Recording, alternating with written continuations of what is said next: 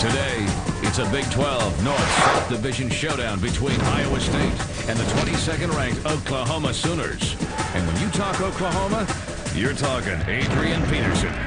The OU junior Heisman hopeful is leading the Big 12 in rushing. His speed and slashing power have made opposing backfield defenses pay dearly every time his 220-pound frame crashes into the secondary. Iowa State plays hard and hits hard. They need this very important victory today to keep up with the Big 12 North. The Cyclones go storming into Norman. Adrian Peterson and the 22nd-ranked Sooners next.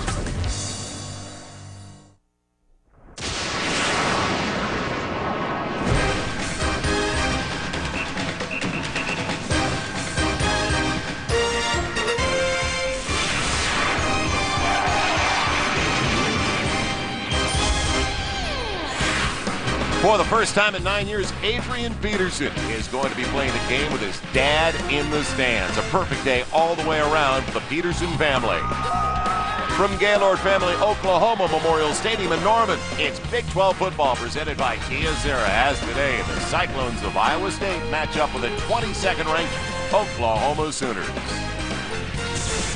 Hi, everybody. Joel Myers alongside Dave Lapham, and welcome to Norman. Well, it's been a long time coming for Adrian Peterson, the guy that we consider to be the best running back in the country. And, Dave, it's going to be a very memorable one for the Sooner running back. Well, it will be memorable with his dad witnessing this football game, but his effort and his intensity are unquestioned, and his consistency is unquestioned as well.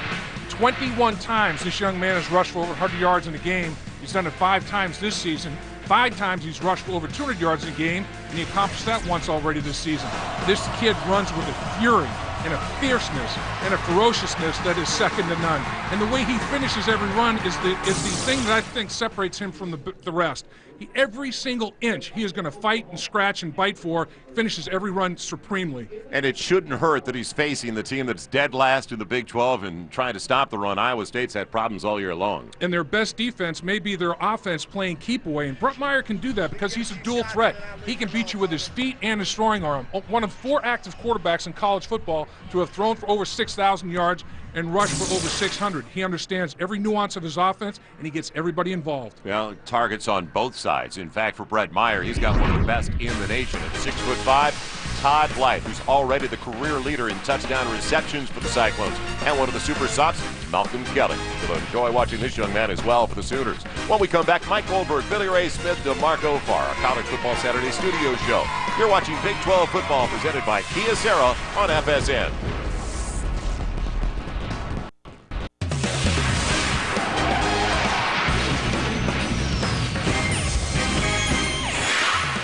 One of the best in the Big 12, one of the most dominant we've seen in many, many years on their home field. The Sooners making their way out here in Norman. And welcome back once again. Today's game is presented in FSN HD. Joel Myers, Dave Lapham, joining third member of our team now, Jim Noxie. All right, thank you, Joel. Here he is, Nelson Peterson, the father of Adrian Peterson, about to watch Adrian in person play for the first time in 9 years.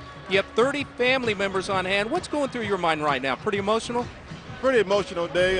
Very excited, and, get the opportunity to watch Adrian play and have a family reunion at the same time. Now, you talked to Adrian before the game. What did you tell him? Just tell him to stay relaxed. He was kind of excited having me here, and I just told him to stay relaxed and go out and play the game and run the ball all day like I know he can. The last time you saw him play in person, you were assistant coach on a Pee Wee team. This was a championship game in Texarkana 9 years ago. What happened on that day?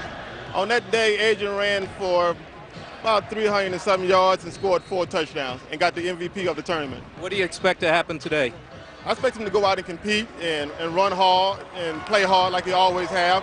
He plays 110% at all times, and that's why I named him all day. All right, Nelson, appreciate the time and enjoy the game. Joel? Thank you. All right, Noxie, I love the moniker all day because it really applies to this guy. That is not fiction, it's fact. He wears opponents down. Right. Dave, he shook my hand yesterday. I went for x-rays. I'll tell you what, he's a tough customer. He's chiseled. He's put together, and I'd take his dad on my team. His dad looks like he could play as well. I mean, that's a pretty good gene pool right there for Adrian Peterson, and his mom was a track athlete, a record setter as well, so a talented family athletically. Garrett Hartley has it teed up. The Sooners junior place kicker. He'll kick it away. As DeAndre Jackson's over to the near side, Drenard Williams over the far side. As you saw, perfect conditions. And for the Sooners, not a bad start either. Take the running game right out of it for Iowa State as the Cyclones will start at their own 20.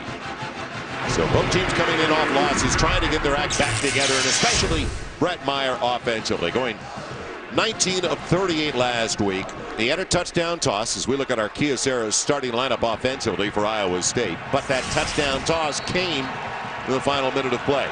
Yeah, after the game was long decided, it was already 28-7 to 28-14 finals. They lost to Nebraska. They also, Dave, and we'll talk about it in our keys, want to get back to the basics and get Stevie Hicks involved. They're single in the backfield. Right here, between the tackles is big today. It'll be Hicks on first down, the left side, and they put him down in a hurry. A gain of a couple. C.J. Ayu over there, the defensive end. Offensive line, plenty of seniors. Now can they get it done? Fisher, Sayre, Stevenson, Schmeling, and Aaron Brandt with 41 career starts today.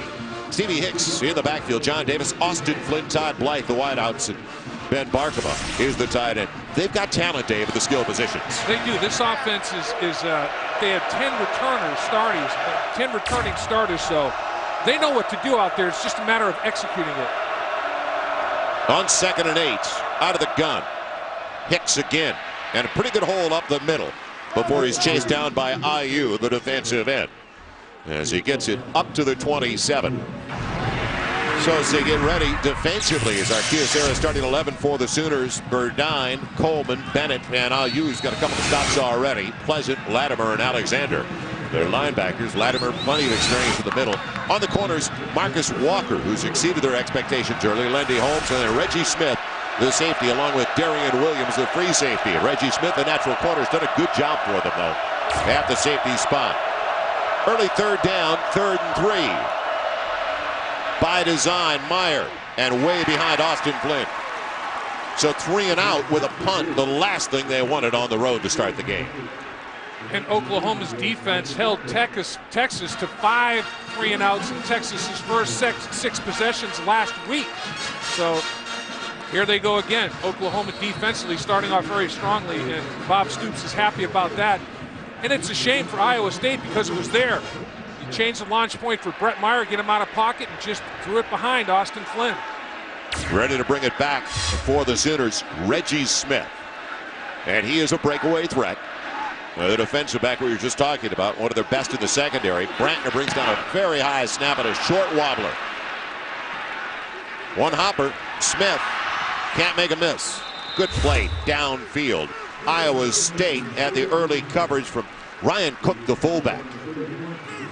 Only a 31-yard punt, and the starting offense, you know, he just got moved back from wide receiver right before the start of the year.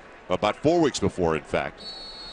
August 3rd, Paul Thompson taking over. The coaching staff very pleased with him. He's more of an in-the-pocket guy, believe it or not, even though he was a wide receiver. Not that much out on the edge. Peterson, no. Throwing on first down. And wide open, the completion. Malcolm Kelly, the young man we were just talking about, with a flag down to the play from Longview, Texas. That was a bullet inside the 25. Malcolm Kelly averaging over 21.5 yards per reception, 5th best in the country. There is a flag. See what the flag's about, but they know Adrian Peterson can run the football.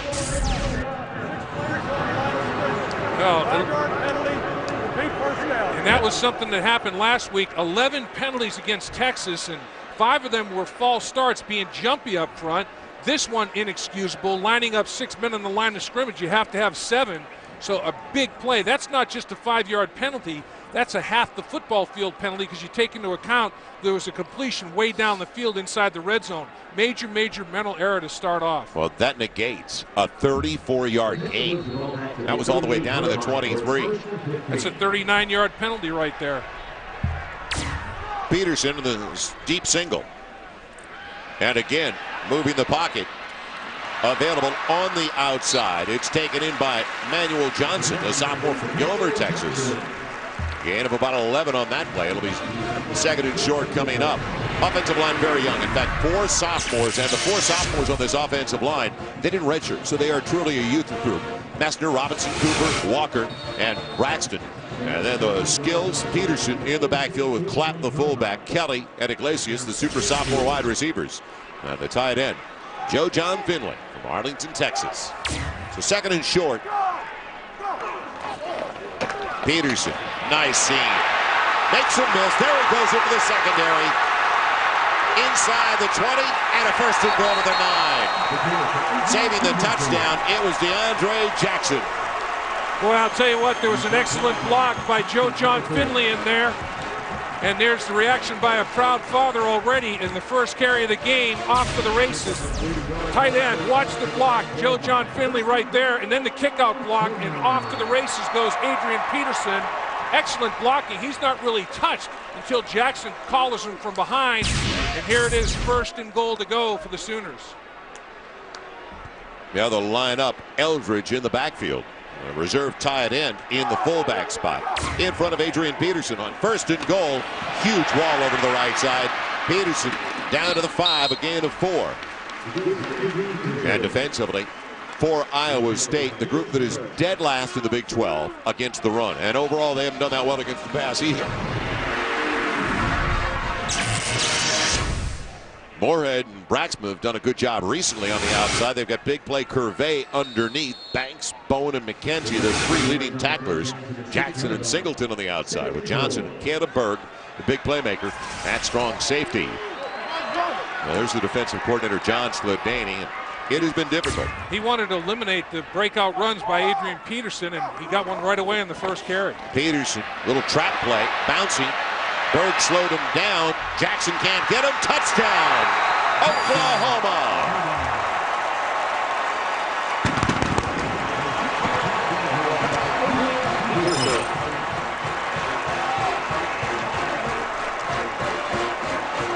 That's a combination of 2 things right there. Outstanding talent at the running back position, but very poor tackling by the defensive football team. Adrian Peterson bounces it outside. He gets a nice block from his lineman, and now he just has people diving at his feet. You know, you got to get your helmet across the bow and run through Adrian Peterson. You're not going to be able to arm tackle him like Jackson tried to do right there. Excellent block to get him started up front by Brandon Walker.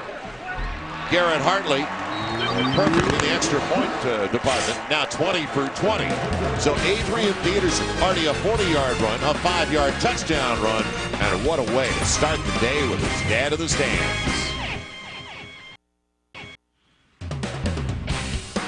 College Football Saturday on FSN is presented by Kia Sera, the new value frontier. Also brought to you in part by Best Buy. More than just HD, it's HD done right at Best Buy. By the Honda Ridgeline, Motor Trend's 2006 Truck of the Year. And by Dr. Pepper. 23 flavors that add up to one bold taste. Dr. Pepper, there's more to it.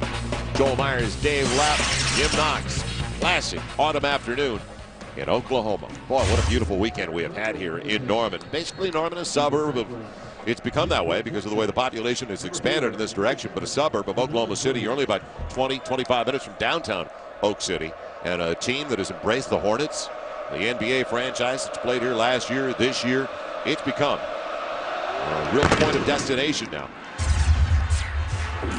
And Jackson's going to stay as Iowa State, as Hartley, for the second consecutive time, takes a return game right out. He's coming in, Dave.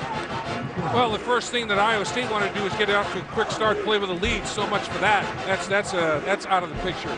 They want to be balanced. Don't abandon that running game. The last couple of weeks against Texas and Nebraska, they abandoned the running game a little too quickly. They don't want to do that today.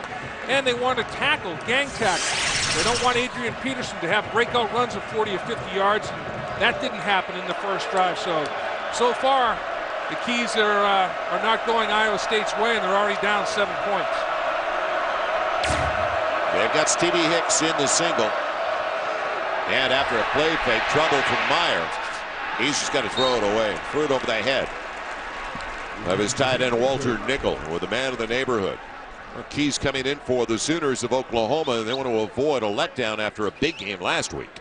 Well, yeah, they don't want any hangover of a loss against Texas. They had 11 penalties in that game. They only had 22 in the first 4 games. They had 11 penalties against Texas. They want to play a clean game, and first penalty to start the game negated a big pass down the field. Ball security, they were -5 against Texas. They were +6 in the first 4 games, so that's an anomaly.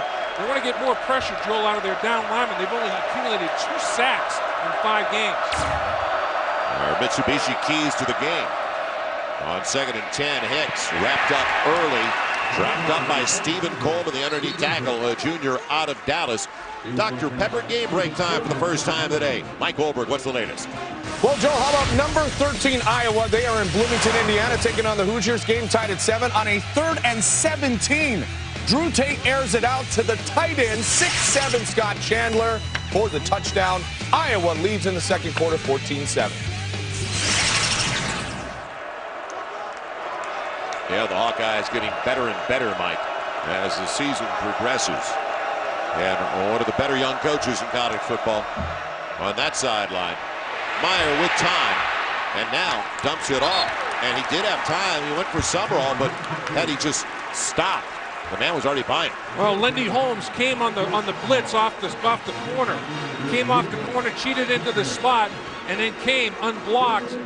Brett Meyer was in his face. It wasn't his blind side. He read Lindy Holmes. Lindy Holmes disrupted his rhythm and timing enough where he threw the ball prematurely. Reggie Smith once again waits for the punt. Mike Bratner, a redshirt freshman out of Bettendorf, Iowa. First one, only 31 yards. This much better. Smith takes it to the 29. Gets an initial block, and then that's about it. So he's shut down at the 35. We'll come right back. 6 minutes gone by, and already Adrian Peterson, 3 carries, 49 yards, and a Sooner touchdown.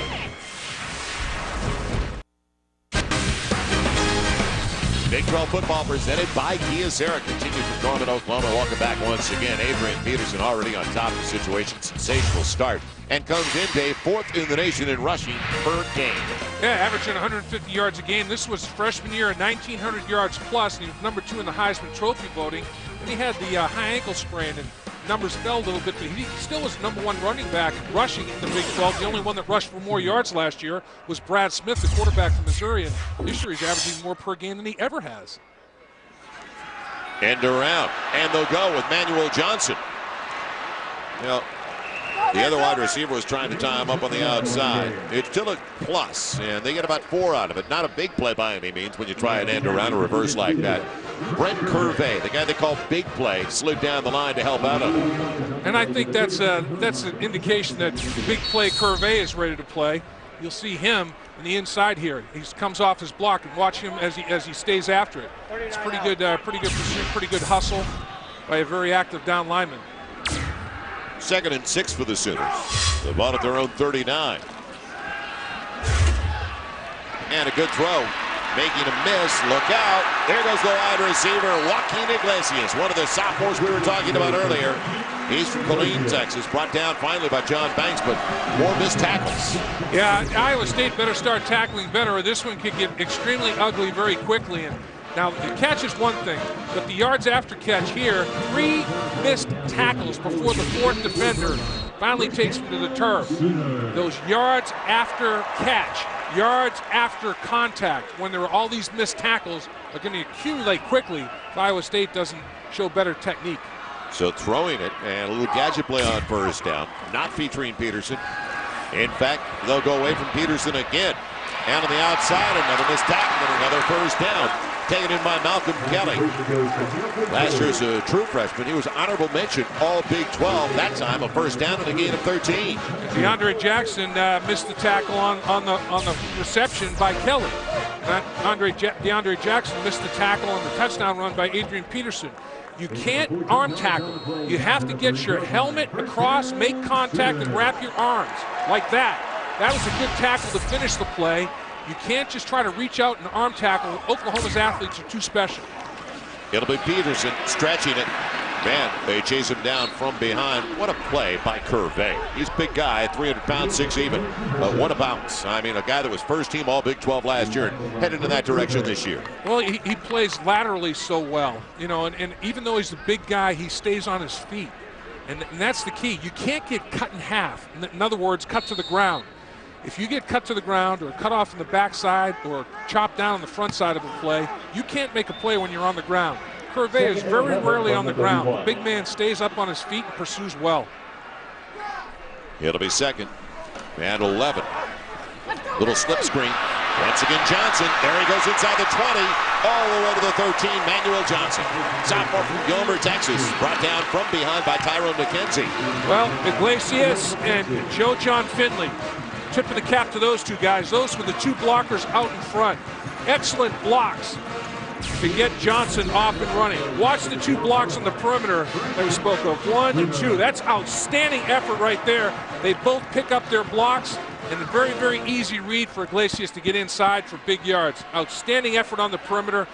Oklahoma's blocking well. So Johnson with a gain of 19 on the catch. It'll be Peterson, short side of the field, and they slow him down early. In fact, John Banks got him, the outside strong side backer. A junior from East Moline, Illinois, and he shuts him down for a loss of a yard again. Well, Adrian Peterson has an inspirational running style, and he gets his teammates going. You saw the lateral movement, the good feet, then he's kind of off to the races. And, you know, you can't just take a ride. Watch, broken tackle, and get the speed to get inside the pylon. It's great talent, but boy, you got to tackle better than that. You can't leave your feet and lunge to try to tackle Adrian Peterson. You have to stay on your feet and run through him. Little misdirection. Thompson, his own number. And dragged down by the linebacker. He's put down by Alvin Bowen. It's a gain, though, of about 4. Give him 5 down to the 8. So big third down for the Iowa State defense. Offensive coordinator Kevin Wilson's been hesitant to run Thompson like that because they don't have much depth at quarterback. And if he gets injured, open up a new can of quarterbacks, and that's a tough thing. They're executing a little bit more than 50% touchdowns on their red zone opportunities. They've scored on 21 out of 23 red zone opportunities. They'd like to get that touchdown conversion ratio up a little higher, though. Yeah, they're at 91%. They're the best in the Big 12 at getting points, but you're right. They don't want to settle for field goals. Now on third, about 6-7 over the middle, coming back and taking it for the touchdown, Malcolm Kelly. And you described it perfectly, Joel. You can't wait and let the defender make a play on the ball. Come back and get it. Kelly sure did. What a start for the Sooners. Well, you get 2 3-and-outs for the Iowa State offense. You have 2 touchdown drives by the Oklahoma offense. Great protection all day long for Thompson, and just an outstanding route and coming back to the football by Malcolm Kelly. Coverage was decent, but Kelly came back to the ball. The defender never saw the ball. Point after. It's perfect by Hartline. A strong beginning for Bob Stoops and the Sooners. Malcolm Kelly, a 21-yard average per catch. He had to settle for 9 that time, but he'll take the score. The Sooners lead by 14.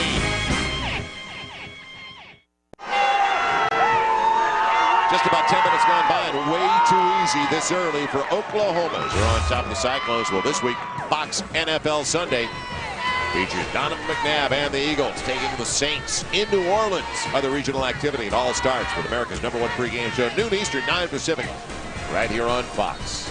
Baseball on Fox. I watched it last night. Boy, the Cardinals coming back against the Mets down early. Trailed early, tied it at 4, 6-4 down again, battled back on the triple off the wall, and then So Taguchi, our Dodge scoring drive. What a difference that was in the ninth for Tony La Russa. Out of play it goes. Good play again.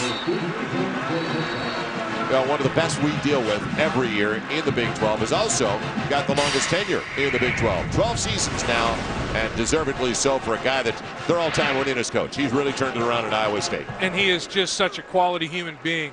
There's nobody that probably presents themselves any better than Dan McCarney does as a recruiter. I mean, he comes to your kitchen table, and you're a parent of a student athlete.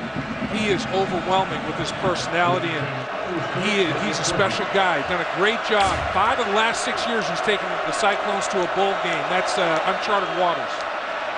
Now Meyer with plenty of time, and he's got Austin Flynn available with yards after the catch.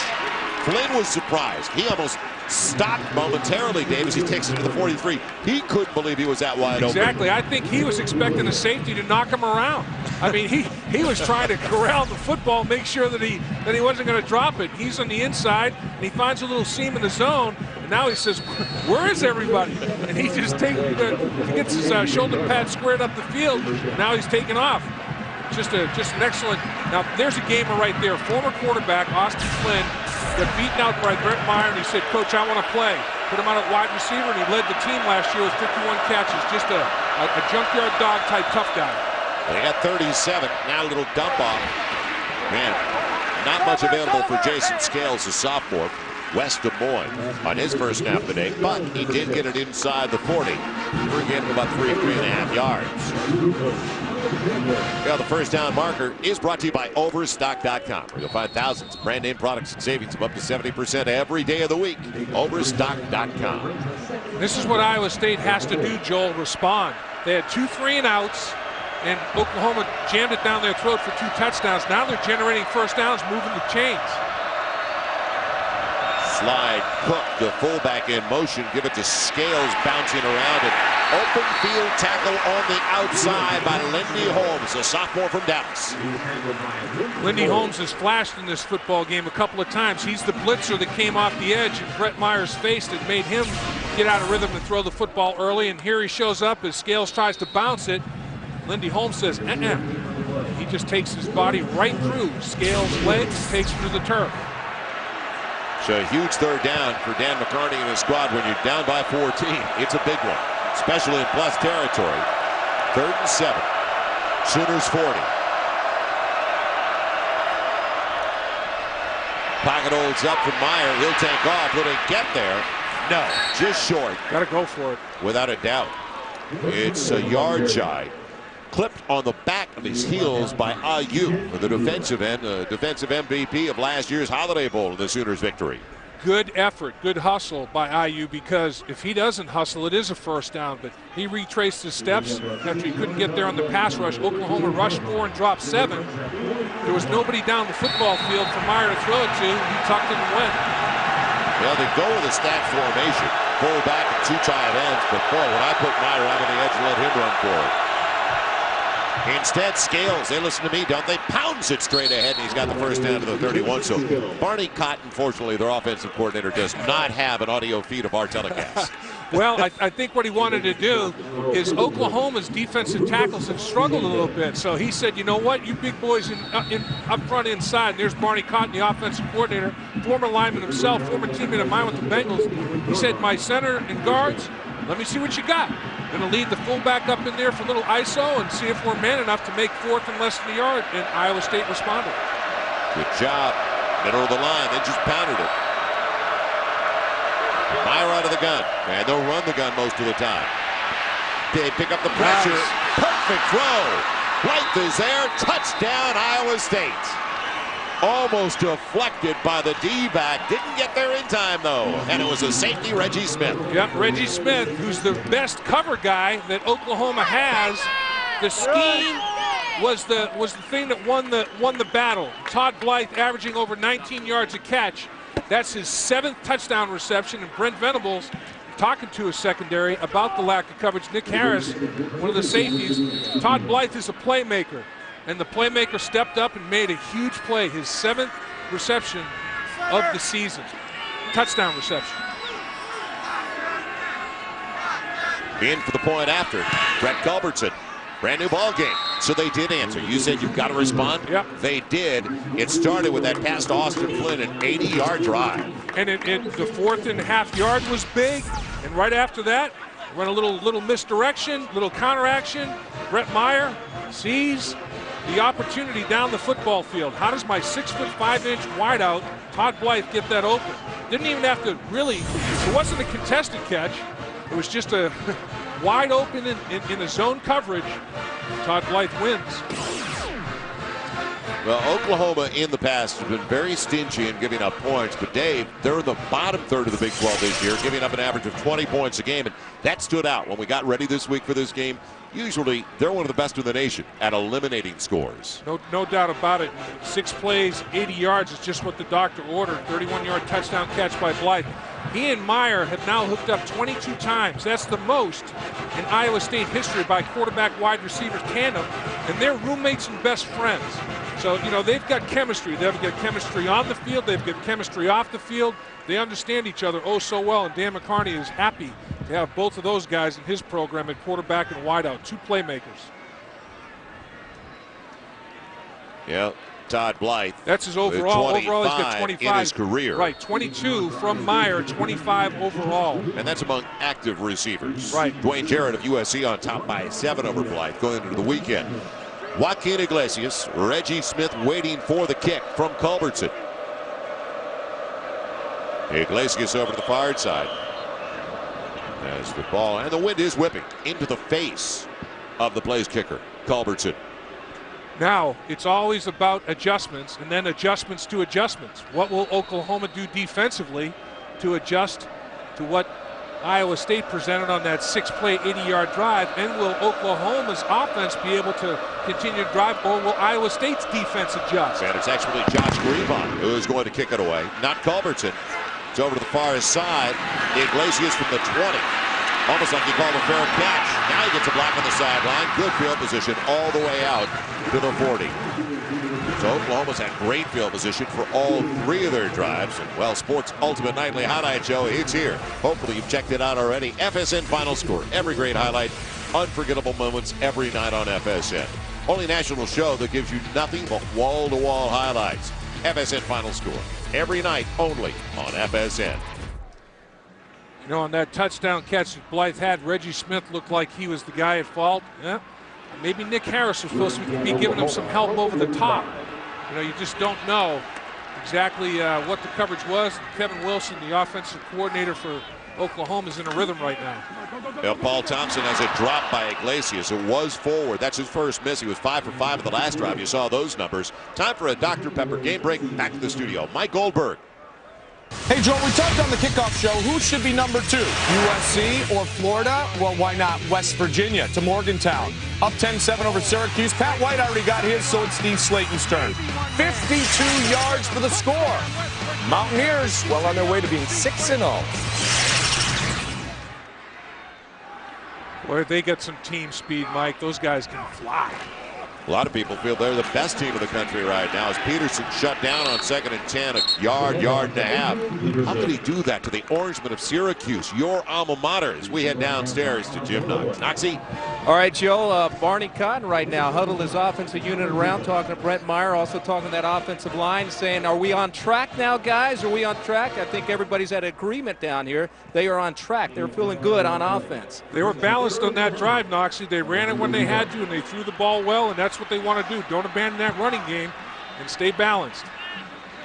Now a 3rd and 9. Is Oklahoma going to waste a great field position to start this drive? Pocket holds up for Thompson. Shallow cross. Kelly's got the first down across the midfield stripe. He's a big guy. 6'4", 220. We talk about Blythe at 6'5", over 200 pounds.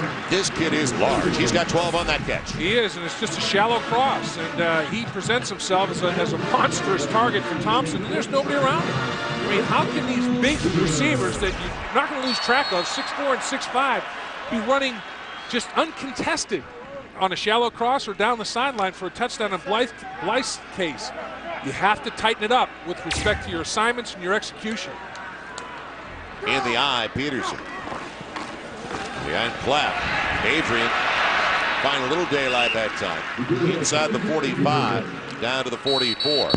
And that is going to do it for the first 15 minutes of play. So a nice bounce back over the final 5 minutes on a long drive by Iowa State, because it looked like it was going to be ugly early. It was real positive for that guy early, though. He had 49 yards on his first 3 carries. They've slowed him down significantly ever since, though. Credit to the Iowa State Cyclone defensive unit. End of the first, Iowa State battling back, trailing the Sooners by only 7. You're watching Big 12 football, presented by Kyocera on FSN.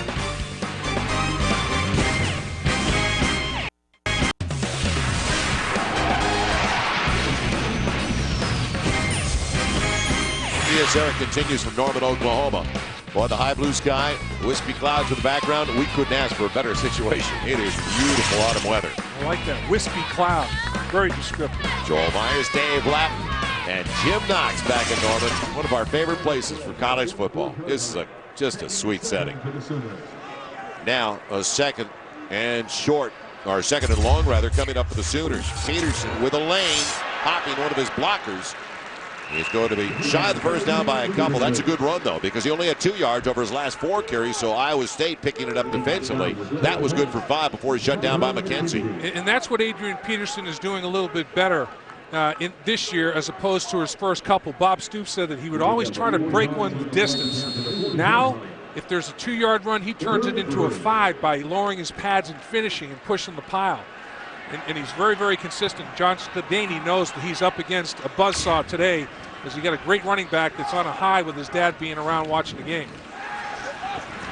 Thompson, and what a throw and what a grab. They get the first down to Joe John Finley. It had to be a perfect throw because it wasn't bad coverage. Had to throw it to the sideline, Dave, and it was a bullet. Well, Joe John Finley, another guy, 6'6". I mean, there are some big, tall targets out here for the quarterbacks to throw to. Little play action freezes the linebackers just enough, and there's nobody underneath. Just cannot quite make the play. The coverage is decent by Jason Harris, but not quite good enough. This young man has put on 40 pounds yes, sir. Since he arrived good here in Norman. Table. Good training table. You've never been a training table you didn't like. I'll tell you what, Jerry Schmidt, the strength coach, done a great job with him. Peterson, good push, and he still got yards out of it. Purvey had taken the man that was trying to block him about 4 yards into the backfield. Dave, I mean, you can't do much more as an underneath tackle. Still, Peterson got some yards. Yeah, there wasn't enough support for Purvey.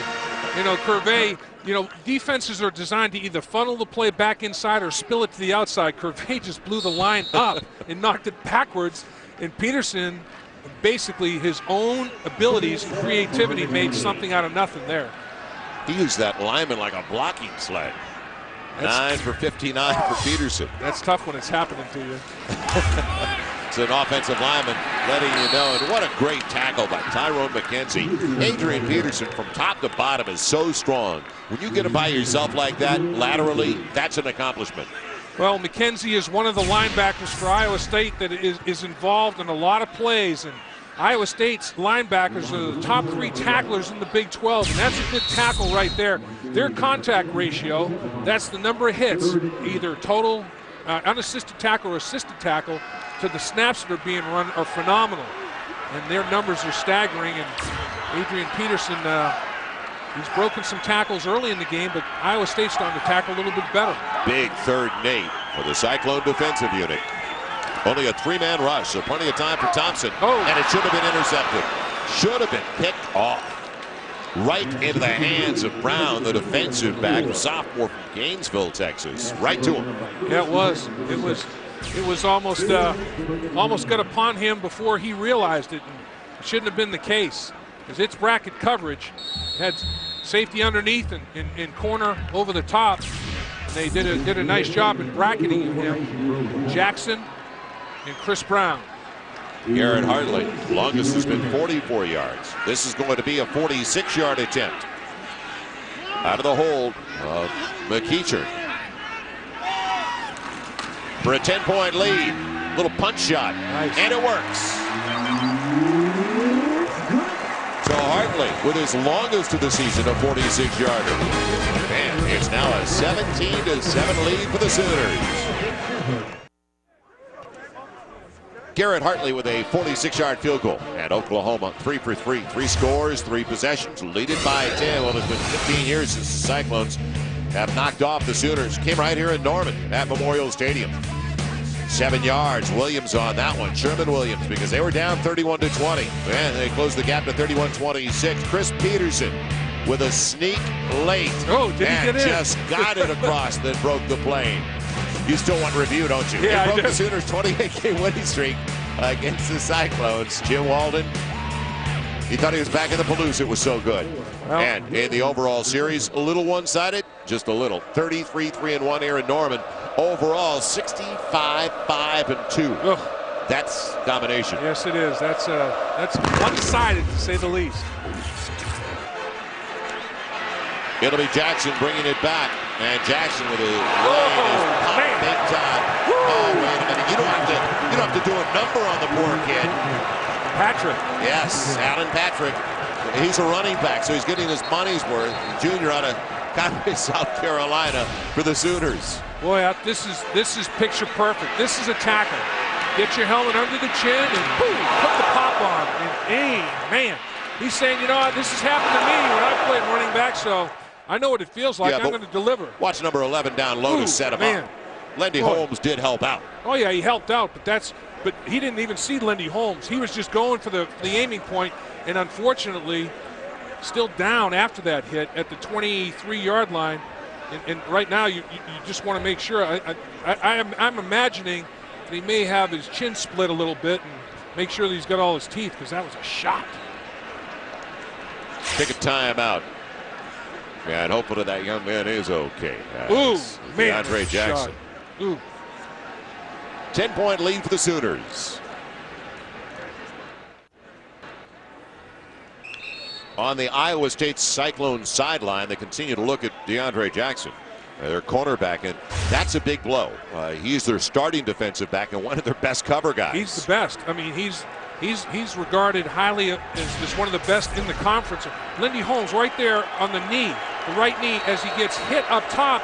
Lindy Holmes kind of grabs that right knee a little bit as he comes across and kind of bends it, and then being hit up top, Alan Patrick forces him back over his leg a little more than he would have. Stevie Hicks being hauled up the middle and lugs his way off balance to close to a first down. I think he's got it. Now, gain of 10 as we check in with Jim Knox. Knoxy. Joel, it doesn't look like DeAndre's in a great deal of pain right now. The trainers are looking at his right knee, right below his right knee. He could come back. He doesn't look like he's in a great deal of pain. If he comes back, that would be a big plus, just like Big Dave said. You know, I think, Knoxy, that he got his foot off the turf. He didn't have his foot planted when he was hit. And once you get your foot off the turf, there's some give there. And hopefully that's exactly what took place. And Alan Patrick, I know, hopes that he's okay to play as well. You don't want anybody hurt in this game, any game. It is a first down. Hicks will get it again. They watch on the left side. He cuts it back against the grain. Gain of 4 out to the 38. It'll be 2nd and 6. Well, Barney Cotton is staying true to his word. Down 2 scores, 10 points. He's not abandoning the running game. He said, you know, I haven't let Stevie Hicks get into a rhythm, and it's my fault. Stevie Hicks is going to be big for us against Oklahoma. We're going to stay with the run. We're not going to abandon the run.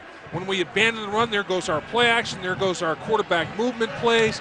We're going to hammer the football. And he has confidence that his interior guys can handle Oklahoma interior guys defensively. That's where the battle, right up between the tackles. Well, last week against Nebraska, only 53 yards rushing for Iowa State on 24 tries. In trouble, Meyer is on his way down. Here's the linebacker, and making the safety, Darian Williams, who held on around the ankle and got him, the junior from Mesquite, Texas. And he beat the best blitz pickup guy that Iowa State has. That's Stevie Hicks. Stevie Hicks right here is his protector. The blitz will come, and Stevie Hicks will step up and pick up that blitzer, but he doesn't get the edge wide enough, and Brett Meyer, because there's no place for him to step up, tries to outrun the blitzer, and that's very tough to do because you get Darian Williams, as you described, Joel, who's a defensive back. Well, and you saw that graphic. Oklahoma just not getting pressure on the quarterback this year. It's a rarity, a sack this year. Jailbreak, screen the other way with Hicks, and they can't exploit the blitz from the opposite side. Boy, it was available too, Dave. Burdine got over there. Larry Burdine, actually, the senior from Lawton, Oklahoma, for a loss. Well, when you're off schedule like Iowa State was, Oklahoma knows draw and screen are 2 options that will be available. And Oklahoma's defense was true to the task there. You can't get off schedule as big as Iowa State did with that quarterback sack. Brandner came into the game with a 40-yard average. Reggie Smith waiting back at the Sooners 35. Low line drive. It'll be returned from the 31. No, it won't. Took himself right out of that one. He can't believe it either. Reggie, hold on. Unassisted tackle by the 31-yard line. So we'll see if the Sooners can score and make it 4 for 4. You're watching FSN Southwest. Goldberg, DeMarco Farr, Billy Ray Smith getting set for the halftime report. We should talk about Adrian Peterson like all day long. I got a new name. All over the place. Best backfield in the country, West Virginia. Getting stressed out by Syracuse right now. A little trouble with the orange. Right. Dave Lapham's orange, that would be Joe Myers. Let's go, Saltine Warriors, Onondaga Indians. An old friend of ours, Greg Robinson, the head coach, who I've known for a long, long time. Way back to his UCLA days in the 80s with Terry Donahue. Now, the elusiveness of Thompson. That's no sack, it's no gain, and now they will say it's a sack. It's a loss of a yard. Well, the reason that it happened is Brent Big Play Curvey was the disruptor, and Ruben finished it up. But Curvey was the penetrator and disruptor and made Thompson step up. Ataba Ruben, transfer, a junior from Pensacola. Out there, Braxman's played well over the last couple of games as well. So let's see now if they can force a 3 and out for the first time today. Ruben's getting in shape. He missed all the two-a-days. Peterson. And the linebacker came up to get him on the outside, Alvin Bowen. He got the kick out, but not much available, only a couple of yards on the carry. So they've done a good job since that first series of containing Adrian Peterson. Coming into today's game, I was looking at the stats defensively for Iowa State, and I saw they had given up 75% completion percentage in the passing game. And I was like, that's got to be impossible. John Skladany, 11 touchdowns they've given up coming into today's game. They gave up their 12th. A lot of crossing patterns, a lot of shallow crosses, and crossing patterns have been their problem to try to defend. Now on third down, out is available. Manuel Johnson's got the first down. He's just beyond the marker. He needed to go to the 41-42, and he did exactly that. Well, third and long, you got to get off the football field. The pressure, the blitz, the pressure doesn't get there. Oklahoma's offensive line sorts it out. Too much cushion, and the cushion is taken advantage of by Manuel Johnson. You got to get up a little bit tighter. And as we said, DeAndre Jackson not being out there on the football field is a major blow. The best cover guy Iowa State has. But now it's a first down at the 42 of the Sooners. Deep drop after the Peterson play fake. Man, tough catch. Finley almost made it though. Well, it was a good throw, John Finley right there, but barely deflected away at the last second. Finley gets up limping a little bit as he jogs back to the huddle. He's got Banks. He's got linebacker on tight end, but linebacker, former safety. So it's a decent matchup. Safety on tight end. And was there early contact? And was the catch almost made anyway, but Thompson's got a nice throw now. I mean, that ball was extremely accurate. He's 8 for 11 on the day. As I said, Iowa State giving up 75% completion percentage on the season coming in. Now Thompson selling the fake again. He's got all day. Just gets it back to the line and maybe a yard or two. That's a great job defensively downfield because he had plenty of time to survey and go through his progressions. Well, they rushed 4 and dropped 7, and he had nowhere to go. Coverage was pretty good. I mean, the coverage, everybody did a good job of plastering their guys down the football field. John Skladany's trying to mix it up, you know, against any quarterback. To get a quarterback like Meyer or Thompson out of rhythm, you can't do the same thing all the time. You have to rush 4, drop 7, then blitz and give different looks. You got to get them out of rhythm. Another key third down. Can Iowa State get the stop? Third and a little more than 8. Here comes the pressure, and they do get to Thompson. It was big play Curvey, a first-teamer last year in the conference, and boy, has he been an impact player early today. Well, that's his 5th and a half sack. He had 5 and a half coming in, 5th in the Big 12, and he gets one today. And this was a 4-man rush. I mean, this is just him making a play. He wins at the line of scrimmage with an upfield move, very explosive, and gets to Thompson. That is a good football player, and he showed it right there. Little swat to the shoulder pad and get upfield. Second to the Big 12 is Bob Waits. They almost got punt. He is second to the Big 12, 8th in the nation, 18-yard average, but a very good punt by Michael Cohen, the junior from Houston. Good hang time. The sack, though, the difference. Information that should be carefully read and considered before investing. College football Saturday on FSN, presented by Cell Phone Karma. It's real, so remember etiquette tip number 9. When dining out, let your voicemail do the talk. Kyocera Wireless reminds you to please dial responsibly. Also brought to you in part by Dr. Pepper. 23 flavors that add up to one bold taste. Dr. Pepper, there's more to it. And by Overstock.com. Search, shop, and save up to 70% at Overstock.com. Joel Myers, Dave Lapham, Jim Knox back in Norman, Oklahoma. Picture perfect setting. Boy, you want to recruit? Bring him here today. Telling you. From the 25, Stevie Hicks says, well, I feel like Stevie Nicks. Why'd you give it to me on that play? He's dropped back at the 20. And the Cyclones came out in their 2 tight end formation, said, we're going to mash you, we're going to muscle you. And Oklahoma said, nah, we're going to hit a gap. We're going to one gap, penetrate, disrupt. Did they ever? Lindy Holmes involved in that play. Set over. Check in with Jim. Noxie. Right, thank you, Joel. Don't forget, college football fans, you can email us throughout today's game. We'll try to answer those emails in the second half. That's asknox@sbcglobal.net. That's asknox@sbcglobal.net. How does he hear himself? He's always in a crowd. He draws a crowd. Moving the pocket. Brett Meyer bringing it back. And he's got his big man, Blythe, making plays downfield to the 36, and he's got the first down by a yard. Blythe is a very deceptive speed guy with that long stride. Once you get that stretched out, he can get it done. And he's going to run a little crossing pattern himself, a little pivot route, and then take it back to the middle of the football field. Nice job by Blythe. And you know, Meyer has 3 different receivers that have caught at least 24 passes coming into today's game. He's got 5 different receivers that have had a catch of 30 yards or more. So he's finding everybody. Brett Meyer, all-time passing yardage leader, completion leader, and throwing once again, or will he? He'll run for it. Good decision.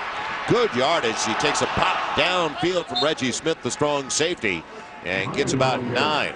So Brett Meyer, Jr. with so much experience out of Atlantic, Iowa, making a good decision there. We talked with Dan McCarney about his quarterback. He's got a great air about him. He elevates the play of those around him. He's an unselfish guy.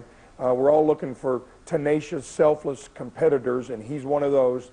And yet there isn't a person in the country that wouldn't enjoy having him in their home to have Brett Meyer be around him and around their family, just that type of young man. That's the best part of it. Yeah, that's the best part of it. When he tagged it with that and we heard that, you know, a kid that is just a quality individual. He's a great teammate. He's a great player, but haven't invite him over to dinner because you'd want him to be around your family. Exactly. I mean, just a credit to the school, to the program.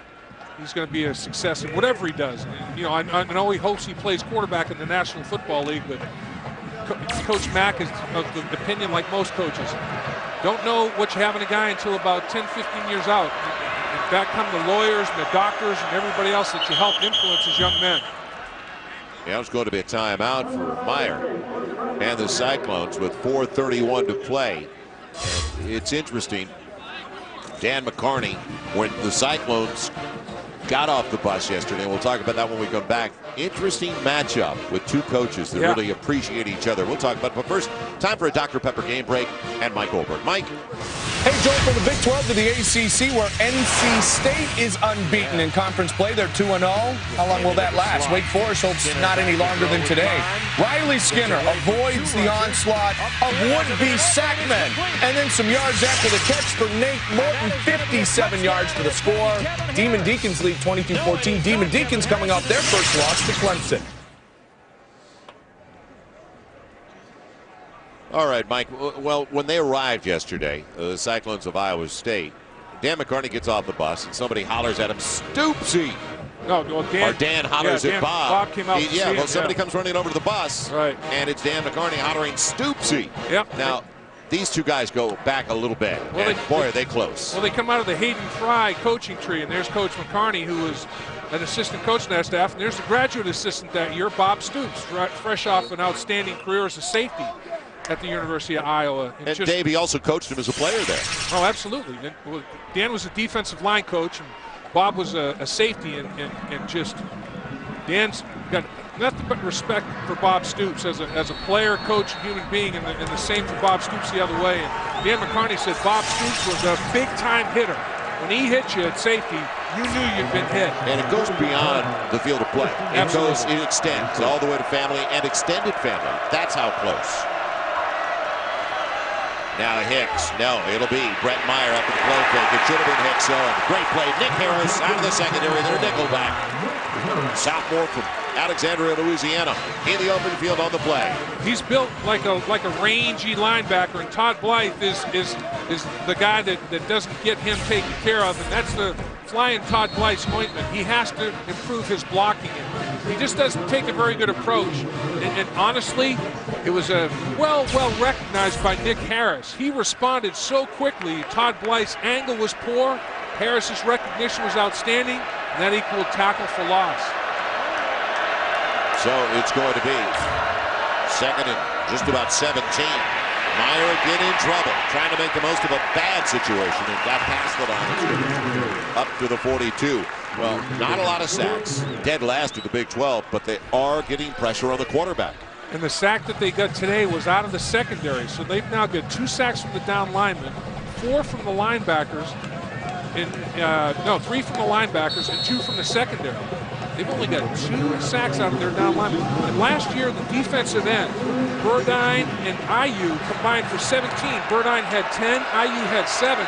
They've got none this year out of those 2 defensive ends. That's the defensive coordinator, Brent Venable, on the sideline.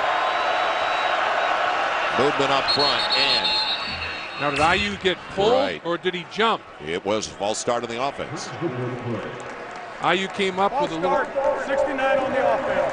5 yards, 3rd down. Because IU, the defensive end, had slipped inside. He was over the center.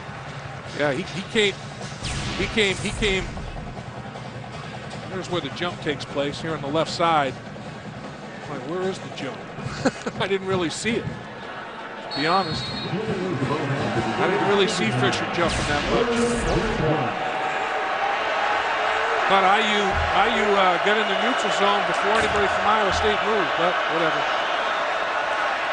Now on 3rd and very long. Plenty of time. Man, low and out of the hands of Austin Blake. It wasn't going to be enough for the first down anyway, so a punt coming up for the Cyclones. 2 1/4 left in the half. And still Oklahoma with all 3 of their timeouts remaining. The thing that the Oklahoma defense has done after the first 2 drives, I think adjusted to the speed of the game a little bit better. They were missing tackles because they were taking poor angles. I think Adrian Peterson's speed and the speed of Oklahoma stunned them a little bit. Reggie Smith will take it deep in his own territory inside the 10. And got it back to the 15, but what a punt. That time by Mike Brent from Iowa State. That was sensational. Set him up with a long field of 85 yards, 56 yards. Well, be sure to watch the official BCS rating show, all presented by KFC Famous Chicken Bowls each Sunday night at 9:30 Eastern, 6:30 Pacific. And looking at this year's BCS schedule. Fiesta, Rose, Orange, Sugar, and then the championship game on the 8th. 5 days to get ready for the big one. And who's it going to be this year? Mike Goldberg and the guys in the studio just talking about West Virginia against Syracuse today. Who should be right behind Ohio State? Peterson in the dump off, breaking the tackle. Look out. He's got it across the 30. But he should have been dropped for a little or no gain, as finally Raxman got him from behind. Yeah, well, the missed tackle came from Chris Singleton in the secondary, and he read it well. And it's a screen to Adrian Peterson, and Chris Singleton's right there and takes a poor angle. You got to get your head in front. You can't get your head behind Adrian Peterson. He'll run through those arm tackles. Looking Peterson's way again. And that time, Banks did not make a mistake. The strong side backer. It's a loss on the play of a yard and a half. And Oklahoma is going to use their first time out of the half. Yeah, the first down marker is brought to you this afternoon by Overstock.com. With the order of big screen TV or a comfy leather chair, it all ships for only $2.95. Shop and save. Overstock.com. So 92 seconds left in the half. Oklahoma with the ball and a 10-point lead. Well, Adrian Peterson, when we were talking about Brett Meyer, let's not forget the young man from Palestine, Texas, Adrian Peterson. He is only a junior as well, Dave. And he is just a phenomenal, all the records and the accomplishments that he's racked up in his career, brief as it is at this point in time, is just mind-boggling. And he will, as we said at the top of the telecast, he only needs 3:33 to overtake Billy Sims for the all-time rushing leadership here That's at a given. Oklahoma. Yeah. And they've had so many good running backs. And you look at what he's done with 100-yard games and everything else, just a couple behind Steve Owens coming in. We can go down the list. Yeah. It's pretty amazing what he's already done, and he's only a junior. And he learned from that man right there. There's the dad in the stands, and Adrian Peterson. You add his numbers, he's approaching 3,900 yards rushing now. He's well over 3,800 yards. So he's got 3,846 yards on the day. And closing in on Quentin Griffin, everybody is within his range. Before this season's over, Adrian Peterson will be the all-time leading rusher. You can mark that down. So you see his numbers so far, and take into consideration he's fourth in the nation, coming in averaging 150 a game. It'll be a second, man, just about 11. Finley, the tight end, the motion man. They bring the blitz, and they go the screen with Peterson. Peterson breaking into the open field. Caleb finally gets to him. And that is Caleb Berg, the strong safety, and slowed him down. Otherwise, he's coming back the other way, and there's a lot of space. Well, Peterson, he's carried the ball almost 76% of the rushing snaps, and this is another way to get the ball in his hands. You run the screen, and the big boys out in front getting blocks and miss tackles again. Once you miss a tackle on Adrian Peterson, you let him get full speed like Chris Lofton did, it's trouble. Slip screen to the wide receiver, and Johnson doesn't get much out of it. Better tackle by Bowen. Daniel Johnson. What Iowa State has to do here is limit this to nothing more than a field goal opportunity. If Iowa State allows Oklahoma to score a touchdown in the final minute of the first half, that'll be a momentum builder for them and a deflator for Iowa State. You mean like last week against Nebraska exactly. with 3 seconds left in the half. There's Finley, chewed wide open. Down to the 14-yard line. They still have 2 timeouts on the board. And will they stop it? And stop it for a while. A little stop for the movement of the chains. Gain of 19. Caleb Berg and Alvin Bowen kind of ran into each other and knocked each other off of that tackle. And here they are in the red zone. Once again, the Sooners. 50 seconds left in the half with the ball inside the 15. Thompson, too much time again. And a touchdown to Malcolm Kelly. Chris Singleton in coverage.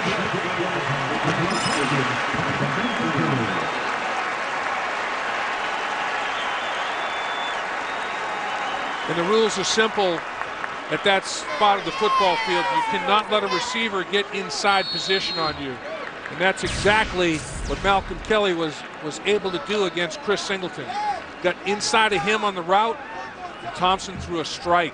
And how big is it losing DeAndre Jackson, their best cover corner, on that kickoff return?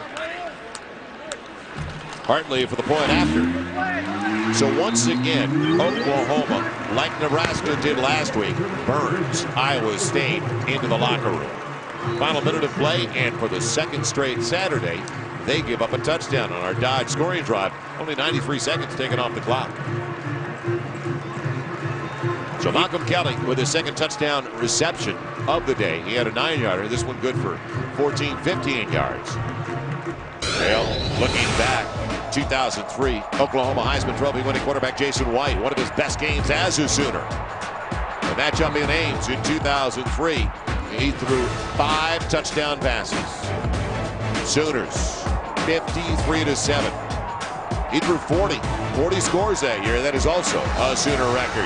Mark Clayton, he had some targets, didn't he? He sure did. He had targets, and he had a big heart. His downfield accuracy, as you can see on a lot of these throws, was simply outstanding. And what happened to Jason White is he lost his knees. I mean, he tore ligaments in both of his knees, and that basically ended his opportunity to play in the National Football League. The limited mobility that he had. A great college player, obviously, at the quarterback position. Heisman Trophy winner. And Bob Stoops was talking earlier in the week. They'd go 5 games without a turnover, without a giveaway, with Jason White at the helm. The guy was all about ball security and never putting his team in jeopardy, and Bob Stoops loved Jason White at quarterback.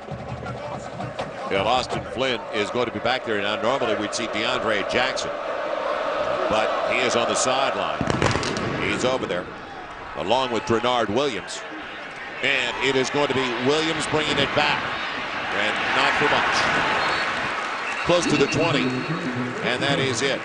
Well, Bob Stoops and the staff told us that they were really pleased with the play of Paul Thompson so far this season, a guy that just got the job early August because of the release of Rhett Bomar. So here is Thompson, who's, well, a wide receiver last year, Dave. Talk about an adjustment. He's already 14 of 17 today, 186 yards with a couple of touchdowns. He does look composed back there. Well, he was coached by Chuck Long, Heisman Trophy winning quarterback himself. He saw Jason White execute the offense.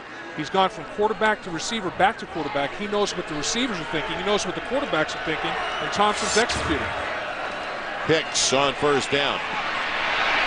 Beating him into the secondary. Needs a block from Blight downfield. Big yardage for Stevie Hicks. Taking it back inside the 30. And finally, it'll be Lendy Holmes forcing him out of bounds. And that is the end of the half, unfortunately, for Iowa State. What a bad break for the Cyclones. Boy, could not quite get out of bounds before the clock expired because they were in field goal range for Culbertson. But Dan McCarney is saying you got to look at it because he got out of bounds with a second left or even two. They'll discuss it. John Bible, the referee today, has been around a while. It's a 57-yard run. Too late. Dan McCarney saying a second is all he needs for a field goal try. Does everybody agree that that clock expired? Because the on-field official is keeping the time as well as the scoreboard. There's a checks and balances there. And is John Bible going to go have this reviewed?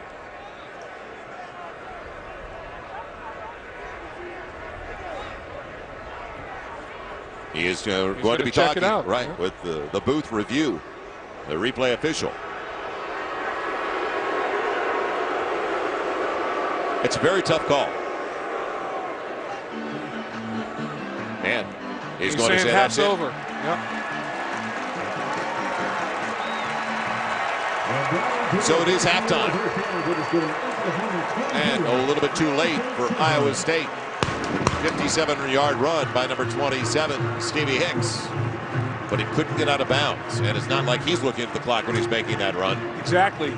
He couldn't look at the clock and watch defenders at the same time. But once he makes he makes somebody miss and he gets out into the secondary and he made Nick Harris miss.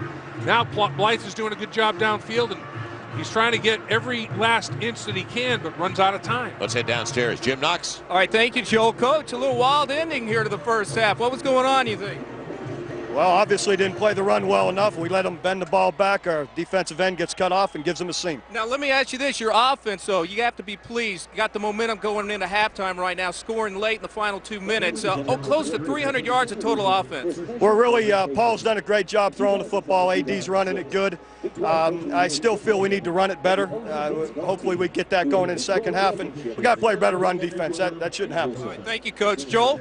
All right. We always like Bob's honesty. He's not happy with that last play. Gives Our us something to talk score, about. 24-7 Sooners. Let's. Today, it's a Big 12 North. Halftime continues in Norman, Oklahoma. In fact, the Big 12 opener at home for Oklahoma. Sooners on top of the Cyclones at the break by 17, 24-7. Welcome back once again. Joel Myers along with Dave Lapham and Jim Knox. Ironic the way things work. It's been a solid first half for Adrian Peterson. No doubt. His dad watching him for the first time in 9 years. But it has been Paul Thompson and the passing attack that has really hurt the Cyclones. It has. I mean, it's been balanced. And really, Adrian Peterson was one of Paul Thompson's weapons in the first half. We're going to show Adrian Peterson on the ground as we know him. 11 carries for 61 yards. This was the biggest. This was big time. Broken tackles, missed tackles, speed to the edge is all about Adrian Peterson. This is one of his 3 receptions. He had 3 catches for another 45 yards. So Adrian Peterson in the first half, 14 touches, 106 yards, and a touchdown. Statistically, Iowa State has to convert on third down. They're 0 for 5. Oklahoma is 2 out of every 3, 4 for 6. Both teams effective, efficient, 7 yards, 7.5 yards per play. But Iowa State has to move the chains and do a better job on third down, stay on the field, and try to play keep away offensively against that Sooner offense, keep Adrian Peterson off the field. And once again, that stat at the bottom, time of possession means a whole lot. It was almost identical. Boy, is that ever misleading? First half leaders for the Sooners. Thompson couldn't ask for much more.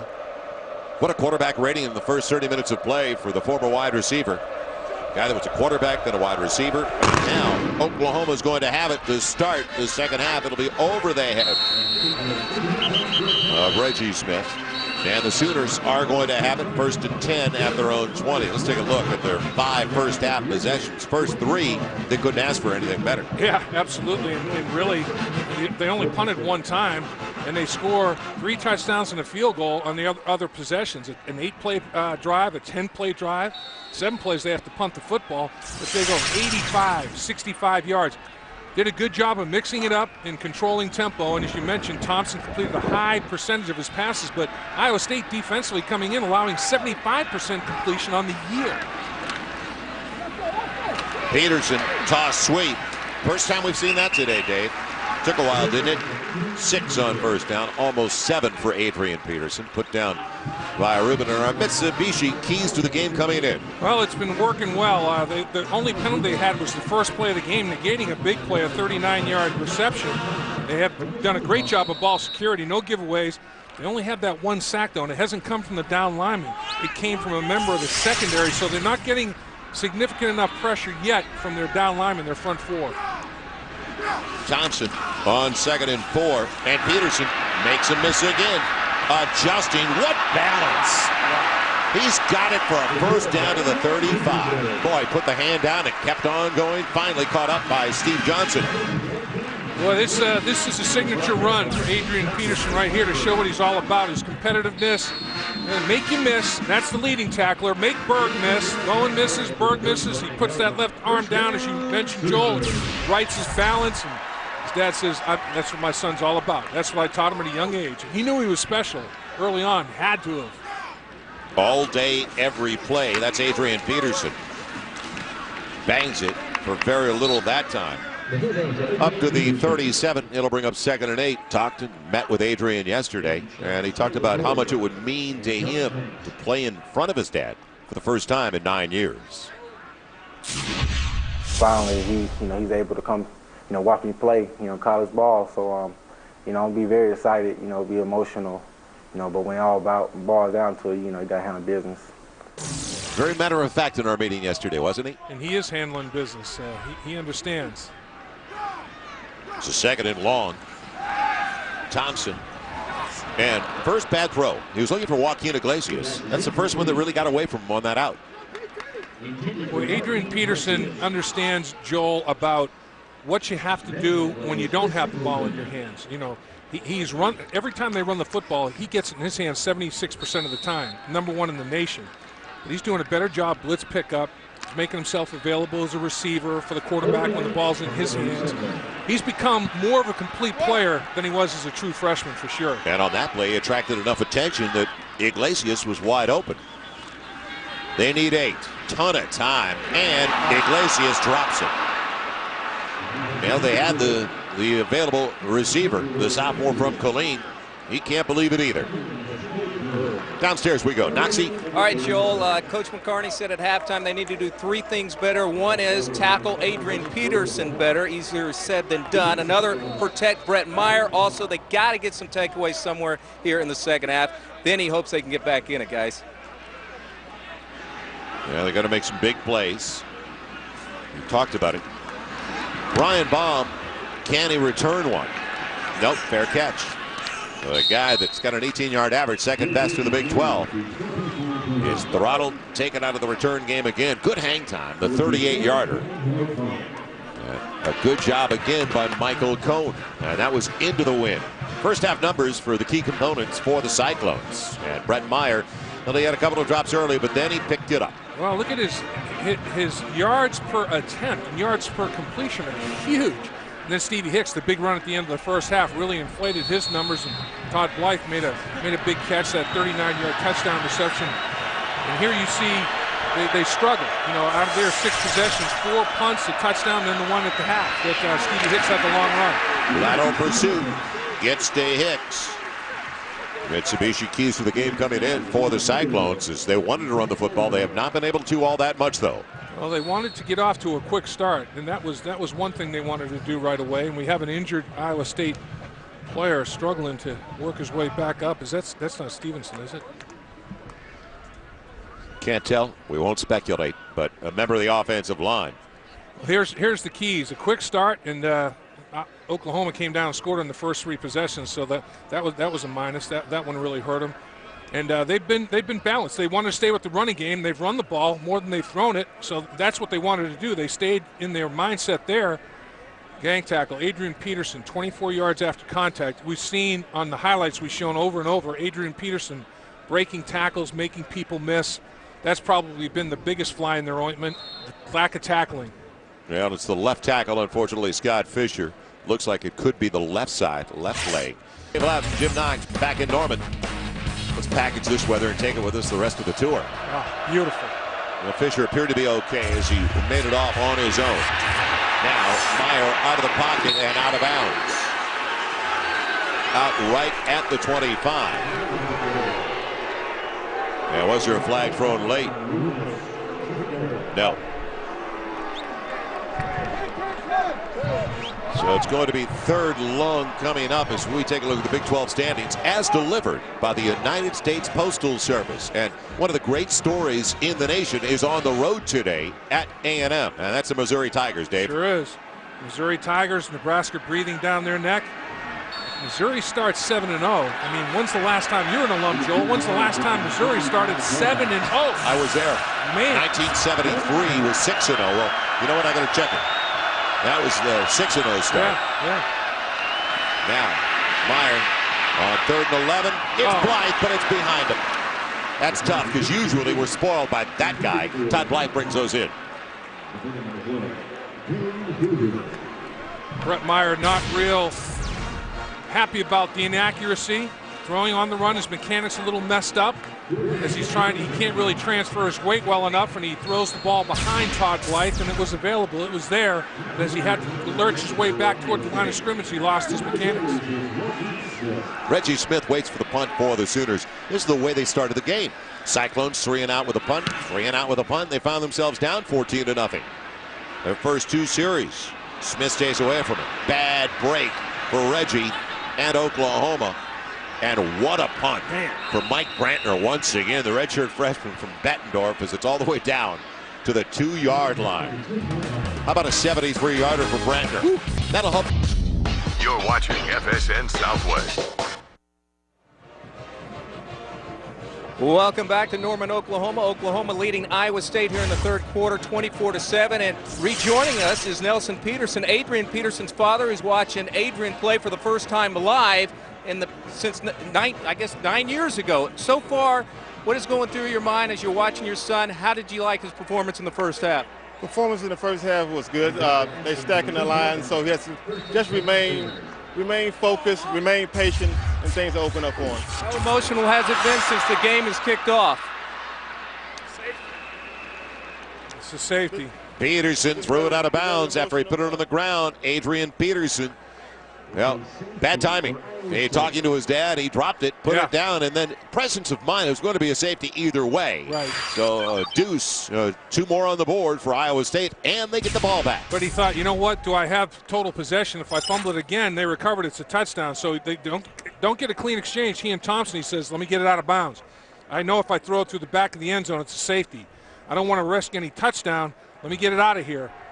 And he gets rid of it, and it's a safety. But not a clean exchange. Thompson and Adrian Peterson, that's a bad field position area to do that when you're backed up on your own 2-yard line. Not only does Iowa State get the 2 points, they get the ball back because Oklahoma's going to have the free kick from their 20-yard line. Iowa State gets possession. And it goes back to Reggie Smith letting that punt hit. Right. And he could have grabbed it. It looked like it was very catchable at around the 20, 25-yard line. Frank Gans, who is a special teams guru in the NFL for many years, did a study one year. If you let the ball hit the ground, it usually costs you at least 13 yards of field position. And it cost Oklahoma more than those 13 yards. And on artificial turf, it's even a bigger number. You have to catch the football. Yeah, Oklahoma coming off a loss last week against Texas in Dallas at the Cotton Bowl. So they lost their Big 12 opener. Texas in the driver's seat right now. Baylor Nice story at 2-0 so far in conference play. And a big game for A&M in the South today with Missouri down in College Station.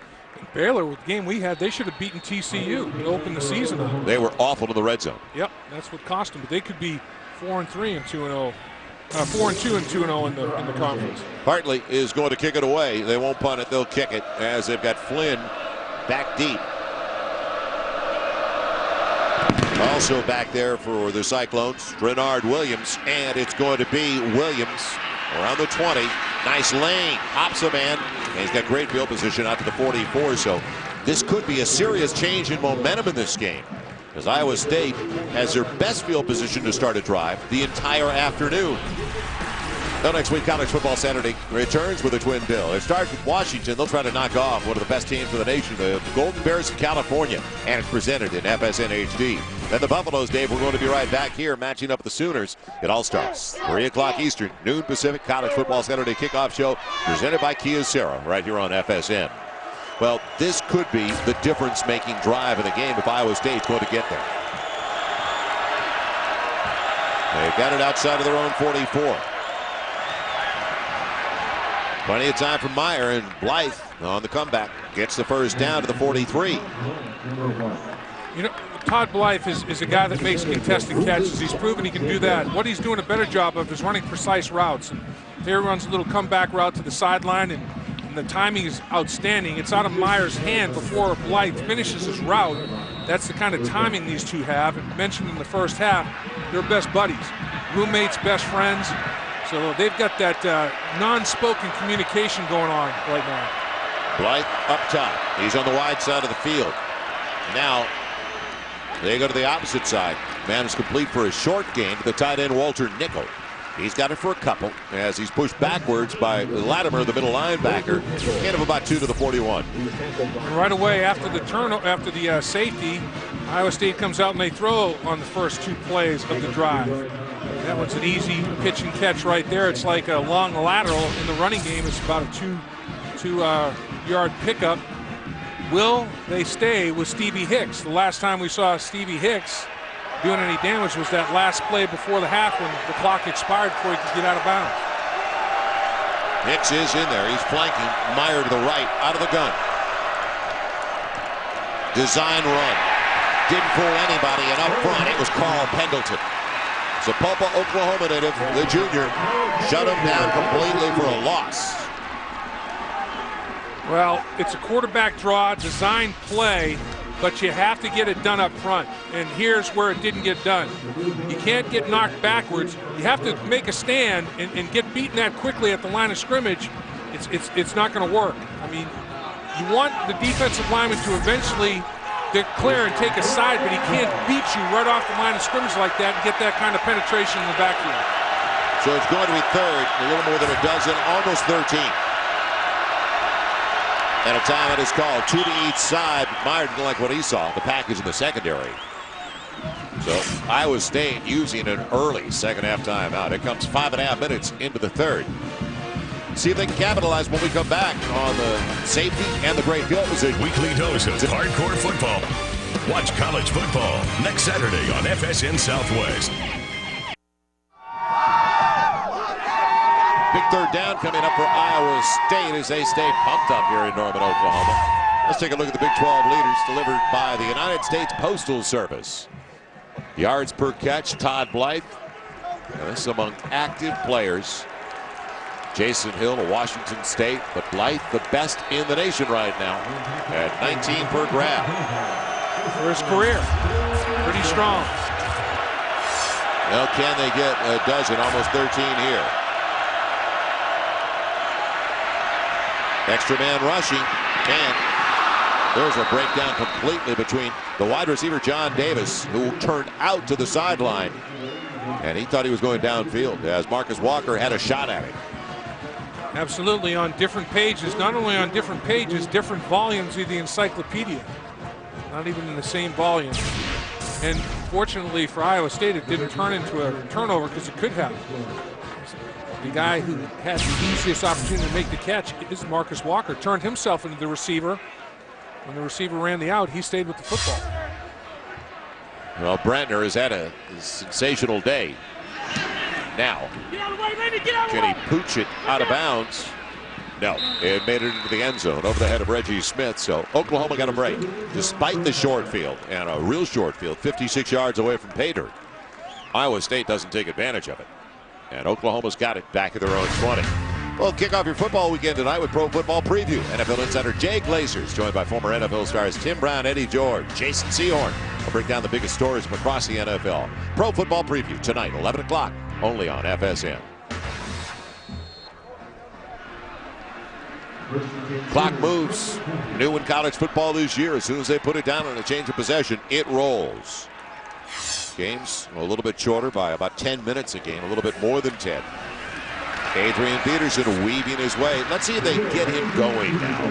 He got about 5 on that, and they give him a steady diet of the football. Jim Knox, what's going on? Joe, good news for Iowa State on the offensive side. Scott Fisher, big offensive lineman, number 69. His knee checks out okay. He was back on that last series. Meanwhile, bad news on the defensive side. DeAndre Jackson, number 4, the fine cornerback, unable to return the rest of the game due to a knee injury, guys. Yeah, he got that right knee twisted around.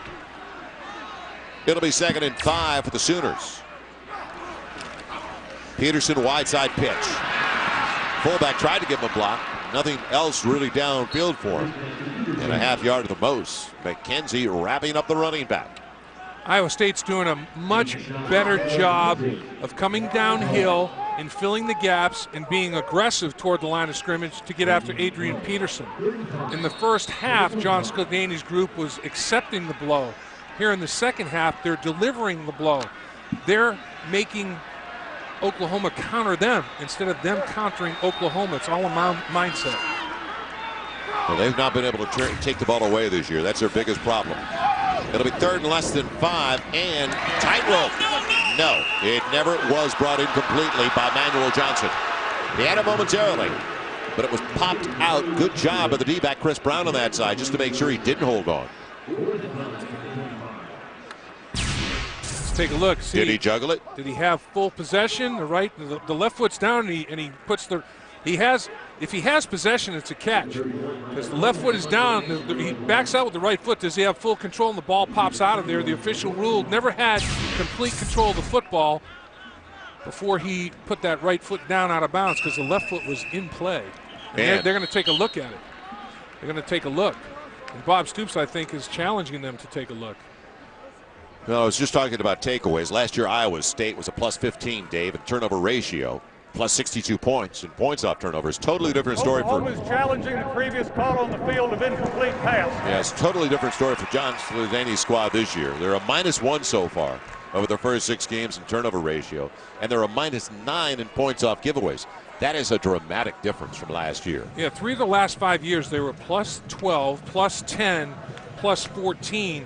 And the reason they're not getting turnovers this year is that so many new players aren't really sure where they're supposed to be, what they're supposed to do, so not playing as fast and not as sudden. And with suddenness comes turnovers, and they just don't have that this year like they have in the past. Guys are just kind of a little bit unsure. And when you're unsure, you can't play as fast as you want to. We're going to keep it right here with 7:47 to play. And that has been stable for Iowa State. Dave, you mentioned After review, the play stands is called on the field. Oklahoma's charged with a timeout. Just talked about length of games. That'll shorten this one. Bob Stoops shaking his head. If there's a coach in the league in the country that probably dislikes instant replay more than Bob Stoops, I'd like to meet him after that Oregon experience. Oh my goodness. And it just seems like nothing has gone his way with respect to instant replay and challenges all year long. Yeah, lean to punt it away. It'll be Michael Cone. And now will Baum get a chance for the first time today? Another good one by Cone. Good hang time, good direction. As Baum won't touch it, but it'll take an Iowa State roll. And they've got it again in solid shape, their own 35. So the opening is there for Iowa State to climb right back into this situation. Dr. Pepper Big 12 football championship game is back in a great place. And what a college atmosphere it is anyway at Arrowhead. It'll be Arrowhead Stadium in Kansas City, Saturday, December 2nd. 5 of the past 6 seasons, Big 12 championship participant has been in the BCS national title picture. So, and they've played for the national championship. So get your tickets by calling 800-676-5488. 800-676-5488. You can log on to Ticketmaster.com. I don't know how long it takes them to come up with the ideas for those costumes. Now, Scales, he had a couple of carries in the first half. Gets a couple. That is it. It'll be second and long. A little more than 7 minutes left in the third. Well, Oklahoma's done a better job today defensively out of the locker room in the second half. First down marker brought to you by Overstock.com with live customer service and online best price guarantee. Shopping online has never been easier. Overstock.com. And I bring up that they've done a better job because they were delivered a couple of haymakers by Texas out of the locker room in the third quarter last week in Dallas.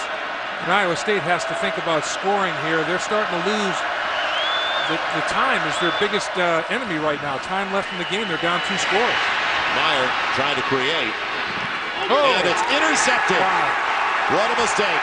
Picked off on the sideline and coming up with it, the linebacker, Rufus Alexander.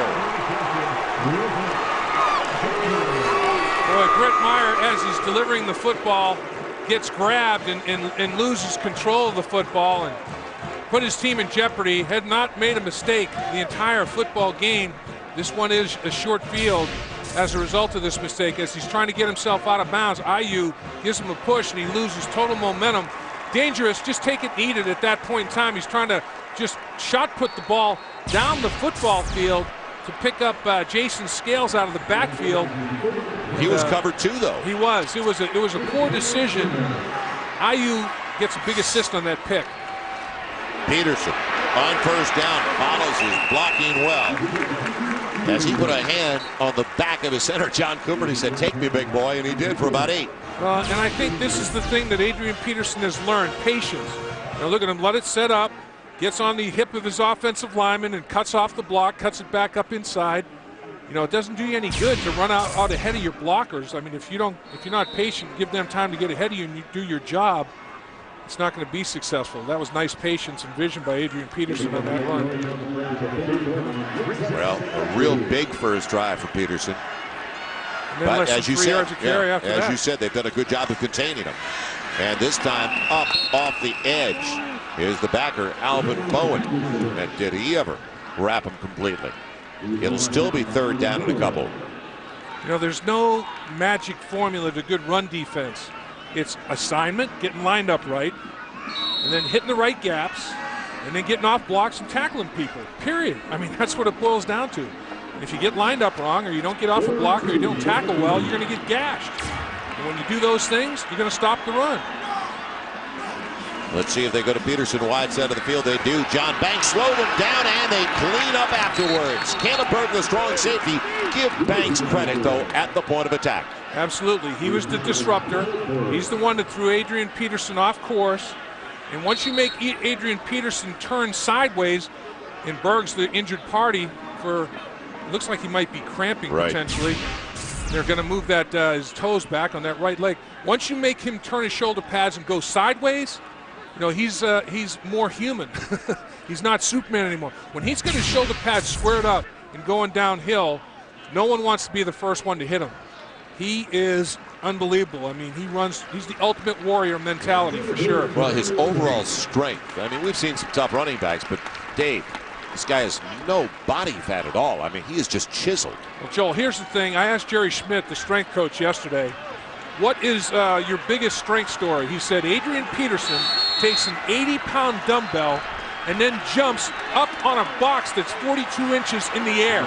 He goes vertical 42 inches with an 80-pound dumbbell in his hands. That is explosion and power. They'll go for it on 4th and 2 from the 30. Thompson, middle of the field. John Finley, first down to the 25. Middle look easy. Well, you go to your tight end.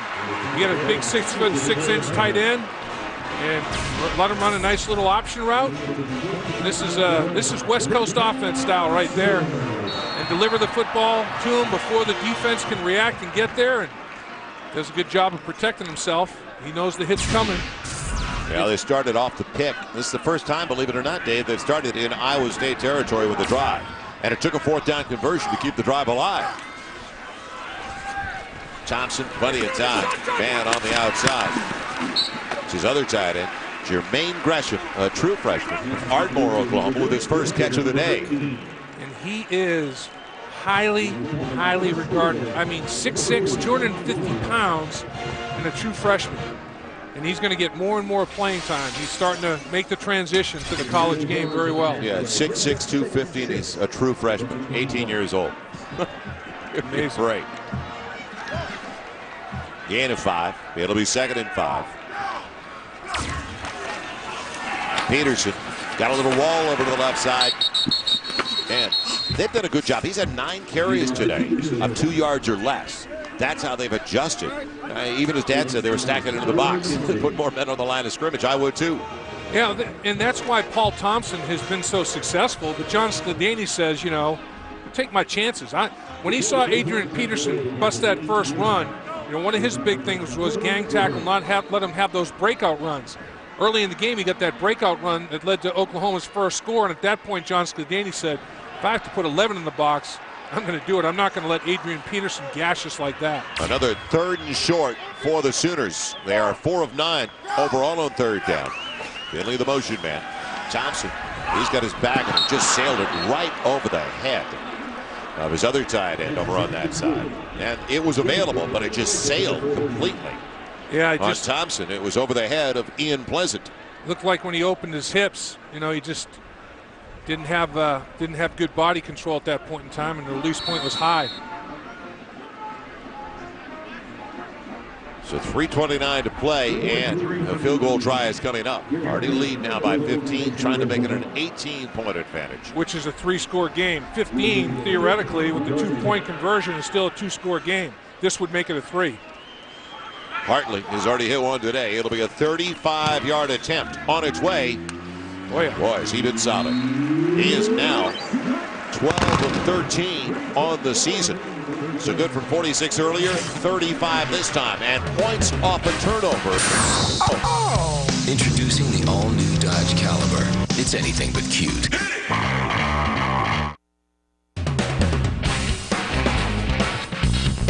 College Football Saturday presented by Kia Sarah continues from Norman, Oklahoma.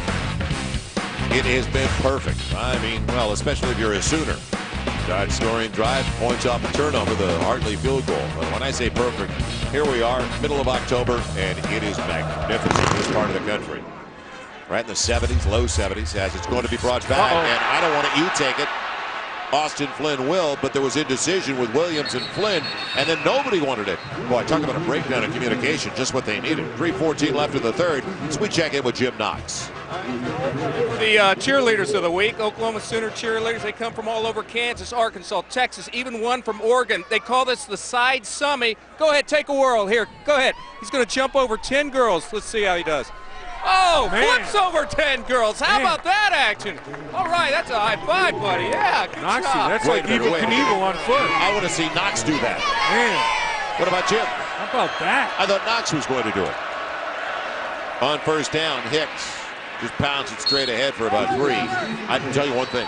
Knox is fit enough to do that. I've got my money on Jim Knox. I'll tell you, they call that a sumi. I don't know about that sumi stuff. I know I wouldn't be leaving my feet. Joel, I'm going to work on that sometime here in the second. Jim, it's a given. You are the most fit of our group. I'll put you up against those kids. Really? I mean it. Well, we're talking about us 3, right? I already said my money's on you. Knoxie, I want to see him toss you in the air. Give us a little toss. Wait, let me ask you this. How many can Dave Lapham make it over? I could go over half.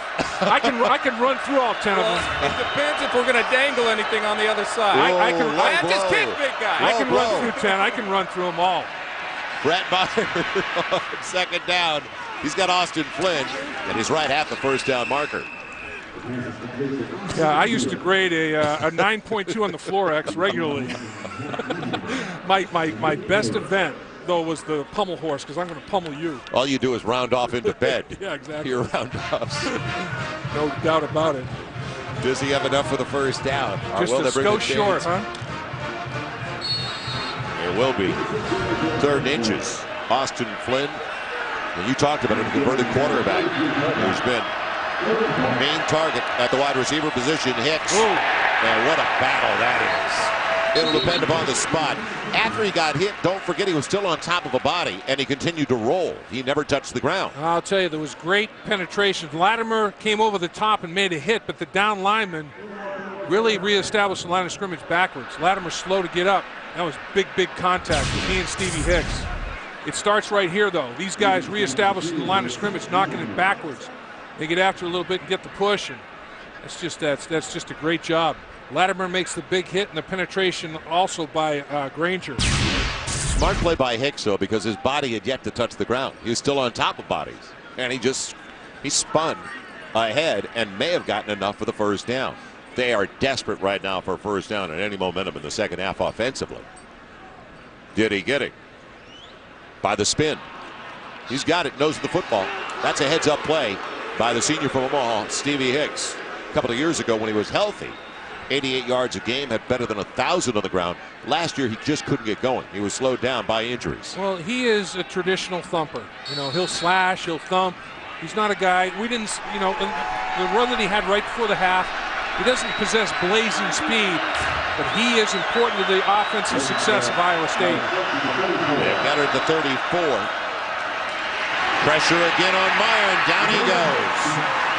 It was Dorian Williams, a free safety, but the push by the defensive tackle, that was pretty intense. Exactly. You know, the front four is playing very solidly for Oklahoma. They haven't racked up a lot of tackles, but they are involved in the pressure. And this is just a little bit of a naked bootleg action, and Stevie Hicks got detonated. I mean, DeMarcus Granger. Yeah, Granger got him on that little play action deal. Ran a little counter and we're going to try to naked bootleg off of it, but they had a blitz that was called perfectly. Darian Williams was right in the face of the naked bootleg. So lost back to the 25. And now it is going to be second and almost 20. Underneath screen, nothing doing.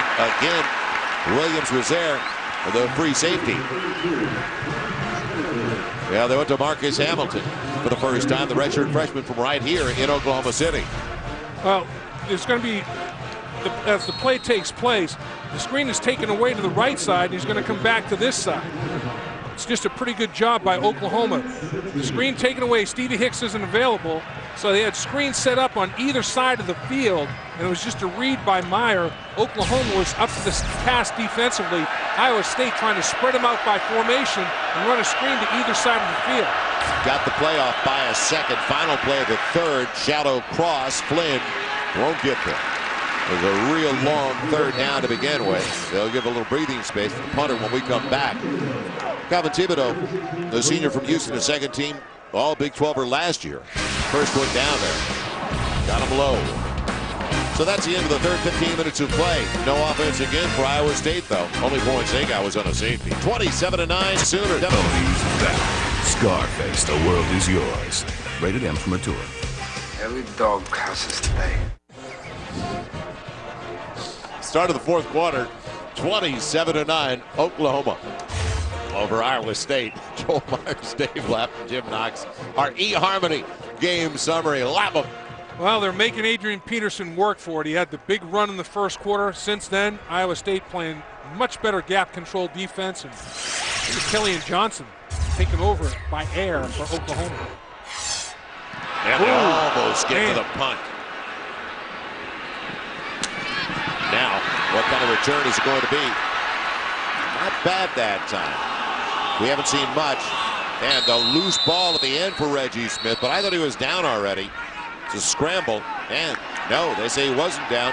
Iowa State says they've got it. Well, Oklahoma came out with the football and dished it to the official. Well, I'll tell you, it's not Oregon, so I think Oklahoma's safe. Yeah.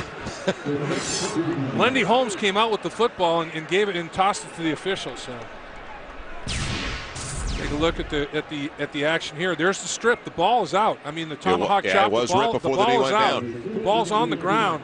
Lendy Holmes came up with it. Number 11 in the red jersey came up with the football for the Sooners. Almost an extremely short field for the Cyclones. They have struggled so much offensively, though. You wonder if it would have made a difference. Adrian Peterson, gap up the middle, and he spins his way across the 30 out to the 31. You'd have to think, Dave, that they'll now start to pound him, because in the second half he gets stronger as the game goes on. He definitely does, Joel, and he's creeping up on 100 yards again, as he always does. And as you take a look at him, he gets off to a decent start, but in the second half, 59% of his yards come in the second half, and his biggest percentage is in the fourth quarter, so he starts to wear people down.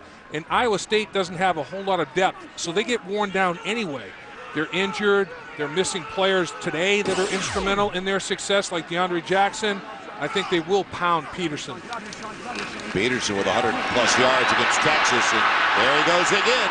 He's over 100 yards. That time, he's got better than 20 on the carry, almost 21. And he was at 100 on 22 carries before that. So he's going to start piling them up now against a team that's got to get tired. Yeah, he will. And this is an offensive lineman's dream, believe me. You have a 3-score advantage, and you just want to pound. You look at that hole is immense. And Adrian Peterson, you give him an opportunity like that to get up the football field, and nobody has slowed him down a bit. That first hit hurts. This guy is solid as a rock. Well, give him 115 yards. Now he breaks out of a tackle and into the secondary, making a miss again to the 42. Give him another dozen on that carry. He's that strong, and we talked about his overall strength. A lot of times we talk about a guy in his lower body, but he's from top to bottom that strong. He is. He's a specimen, and he's got tremendous acceleration. I mean, his first step quickness is as good as there is, and gets kneed in the small of the back a little bit at the conclusion of that run. But Iowa State has got an injured linebacker, it looks like, at about the 35-yard line. That's Bowen, the leading tackler in the nation. Well, they don't list a lot of backs behind Adrian Peterson. You notice that in Oklahoma's depth chart? Right. One. Right. And nobody really gets any carries besides Adrian Peterson around here. Well, coming into today's game, he had been responsible for 75.9% of the rushes of his football team. That's more than anybody, percentage-wise. And take into consideration the quarterback gets a few. Yeah. So then you go to the tailback. Right. But they don't want to give Thompson could probably handle more than they give him, but they don't want to get him hurt because of lack of depth. But when you have a cannon, the old philosophy is when you have a cannon, continue to light the fuse and fire it. And Adrian Peterson is a cannon. Well, Alan Patrick's going to take over, the junior from Conway, South Carolina. And his biggest contribution so far today, Alan Patrick, was knocking DeAndre Jackson out of the game, the defensive back on a return. Yeah, he had some help. Hit down low, got the knee, and he hit him right under the chin, hit Jackson right under the chin. So rare appearance for Patrick. Man, Thompson, he elects to throw. Thought about shoveling it off with Joe John Finley. A smart play. Take your loss, move on to the next snap, because it was only first down, and it's a loss of 5, almost 6. Brought down by Sean Moorhead. And he's the rush end. Sean Moorhead coming into today's game had 3 tackles for loss and a couple of sacks. But I'll tell you, the guy that I really enjoy watching is Curvey. Big play Curvey. Stays after it, man. He's got a motor. Yeah, I was about to say, his heart is so large. He's not a big guy. He's right at 6 even. Some of the best underneath tackles I've ever seen, though, are his size. Right at 6 feet. 305. Yep. Cat quick. Thompson on the screen, and Patrick doesn't hold on to it. He was surrounded anyway. Curvey thought, hey, man, I want that ball. He almost got to it. Curvey, and Bowen was there, too. Very, very active. He's like a shot put with legs. You know, it's like he swallowed a bowling ball. He's got the big neck, and he just gets bigger from there. And, you know, and he's got that low center of gravity, and you have to come off the line of scrimmage on your kneecaps to get under his shoulder pads. I mean, he's very, very athletic and quick for that body type. He's a very special athlete. He's a gap buster, isn't he? He sure is. It was fun to watch. Almost 3 minutes gone in the fourth. The Sooners in control. So now 3rd and long. Peterson back into the game. Thompson, coming down the face mask, and it was. It's going to be called on Rubin. It wasn't the type that you would think would get 15 yards, though. He's trying to slide down to get the tackle. Thompson looks like he might have gotten poked in the eye by the way he's getting up. Incidental face mask. Yeah, he's grabbing his left eye. Yeah, he got poked. 5 yards added to the end of the run. Repeat 3rd down. 5 yards from the previous spot. Rubin got one of those big fingers in the eye, and it's like getting poked by a hot dog. I mean, that's like a ham with 5 hot dogs hanging off, and he gets that big old left paw right up in the grill, and and gets up in the face, and Thompson immediately goes to that left eye. You get poked. Well, each team had only one penalty going in to that snap. 1 for 5 each, so it's been a real clean game. Sure has. I'm sorry I brought it up. Yeah, right. And Oklahoma's penalty was on the first snap of the game. It negated a 34-yard pass. They only had 6 men on the line of scrimmage.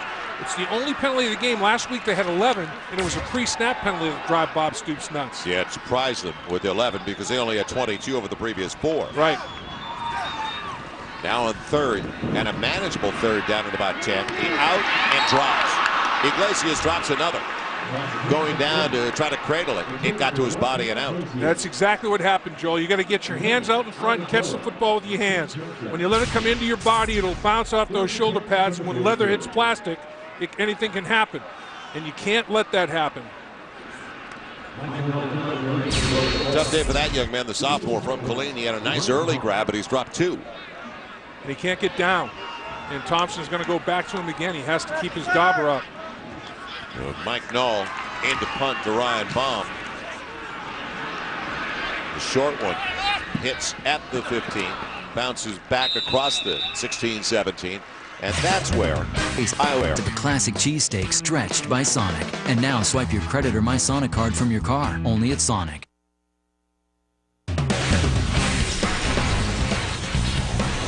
Welcome back once again to Norman, Oklahoma. College Football Saturday on FSN, presented by Kia Zero. And it's the home opener. Now, of course, Oklahoma started their Big 12 season last week in a loss at Dallas against Texas. So far, Kansas. Cowboys have struggled a little bit. Kansas due for a big one, and especially at home because they've lost some heartbreakers, Dave. They really have. Nebraska, Kansas, the game we had, the overtime loss to the Cornhuskers in Lincoln. Heck of a game. Baylor, Texas be intriguing as well. First down, Iowa State. They're running out of racing room. Hicks. Checked at. And from behind by Zach Latimer after a gain of 1.5 yards, too. Downstairs, Jim Knox. All right, Joe, looks like Austin Flynn, the wide receiver, number 8 for Iowa State, is out the rest of the game. Ankle injury. He's on the bench. Boy.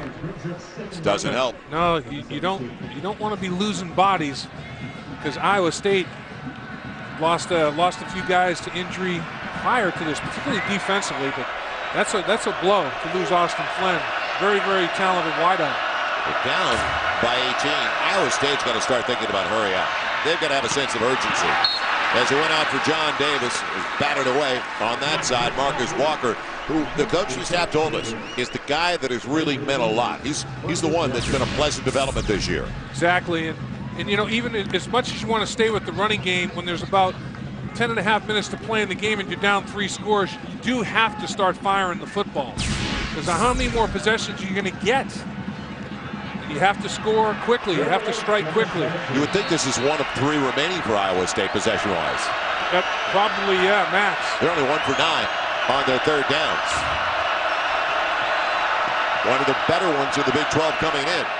Flag down, false start against the offense. Crowd noise, a little bit of an issue right there. Before the snap, false start, 75 offense.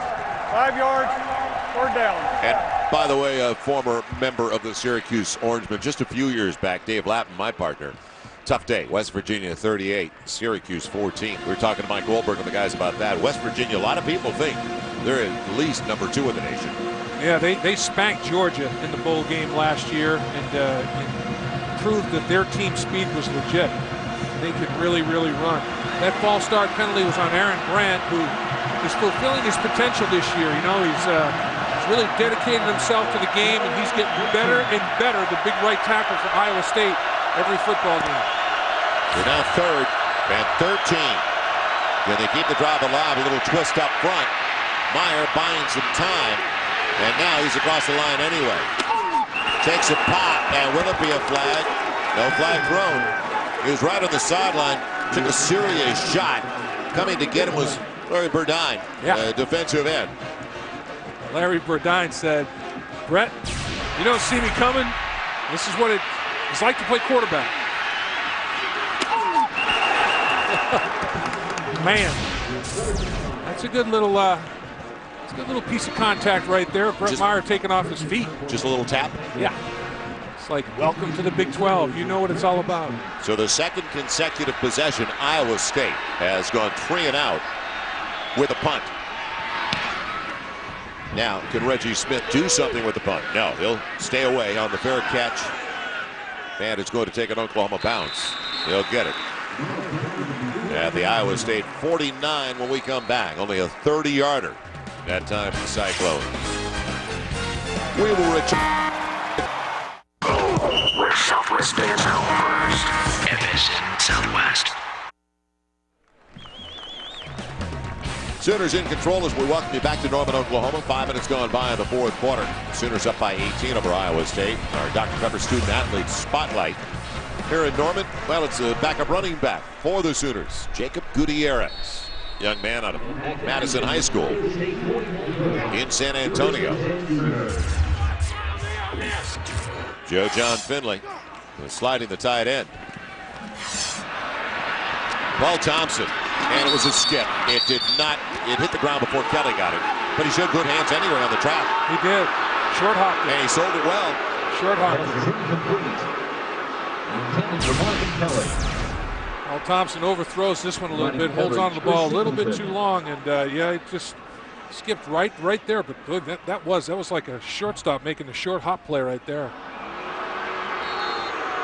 The Bob Stoops started, lost the challenge. Yep. So. Yeah, that's pretty clear that he hit the ground. Didn't get his hands underneath it. Good job. Skipped into his hands. By this Big 12 crew.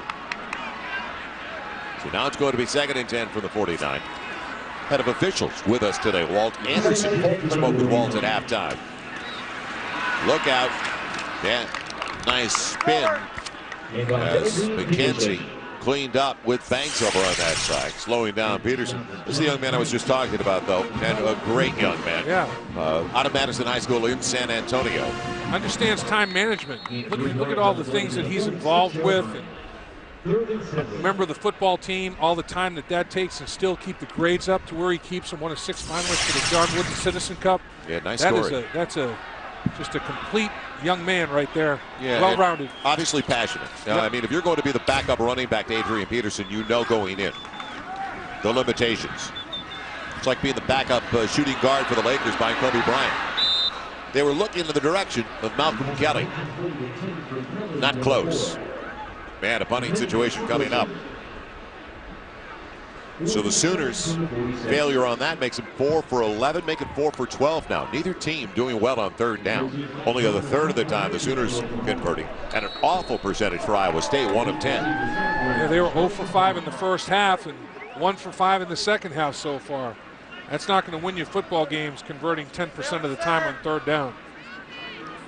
Baum waits back inside the 10-yard line as Null tries to get the short one. Man, it's going to be a fair catch for Baum as Iowa State is going to have him when we come back.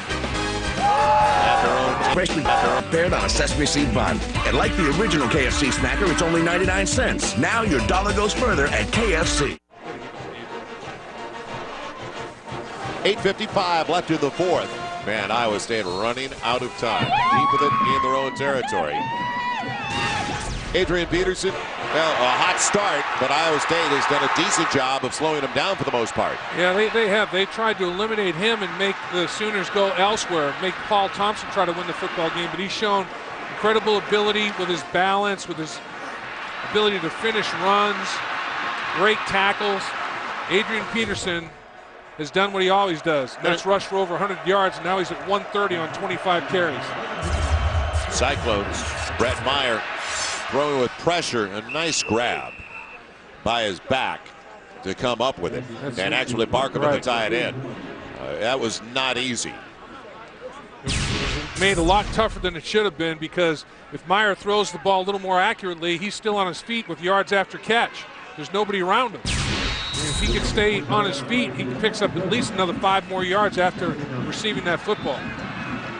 Well, it's kind of funny, and I was about to say that when we had up there 130 yards for Adrian Peterson. You go, whoa, 130. But he's had 9 of 2 yards or less, 9 carries. He's had some big runs. Otherwise, you look at it, Iowa State's not done an awful job. Meyer in trouble. Man, didn't have the time as Carl Pendleton put him down. About a yard loss on the play. Jim Knox, what's going on downstairs? All right, Joel, time to answer an email question. This comes from Craig out of Dallas. Wants to know what does the S stand for on these guys at Sooners game. What is this? Your name is? My name is Clark Kent. What's the S? The S is for Sooner Man. You know, the S brings power, you know. We like to cheer on the team. We're super, we're mighty, you know. You guys been businesses how long? Well, this is our 3rd season, started 2 seasons ago. Your qualifications?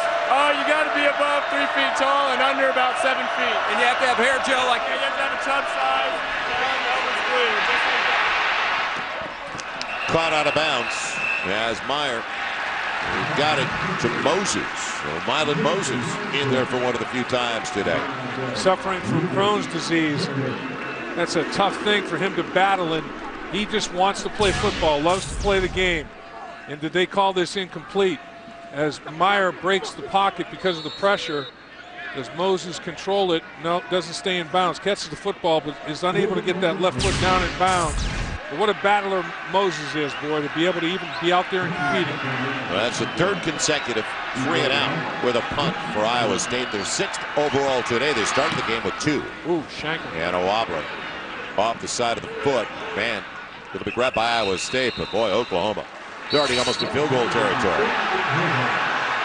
And flags with a little activity. Well, let's see if it's end of the offsetting. play. Is it offsetting, or if there was a retaliation, didn't see the original, you can't retaliate. Let's see if this offsets or if it costs somebody.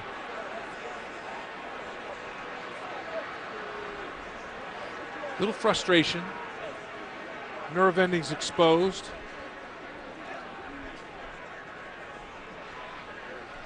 After the play ended, personal foul number 22, receiving team. 15-yard penalty, first down. So it is going to go against the Sooners. Hey, by Dr. Pepper. 23 flavors that add up to one bold taste. Dr. Pepper, there is more to it. Well, Oklahoma gets it back, and they've got it in great shape at their own 47-yard line. But it's interesting. They haven't done a thing offensively, Dave, in the second half. They've only got 3 points in the second half. Yeah, neither offense has shown much in the second half. Peterson setting up in a deep eye. Adrian will get it on the short side of the field. Gets nice blocks into the secondary. Weaving his way. There it goes. Touchdown, Oklahoma.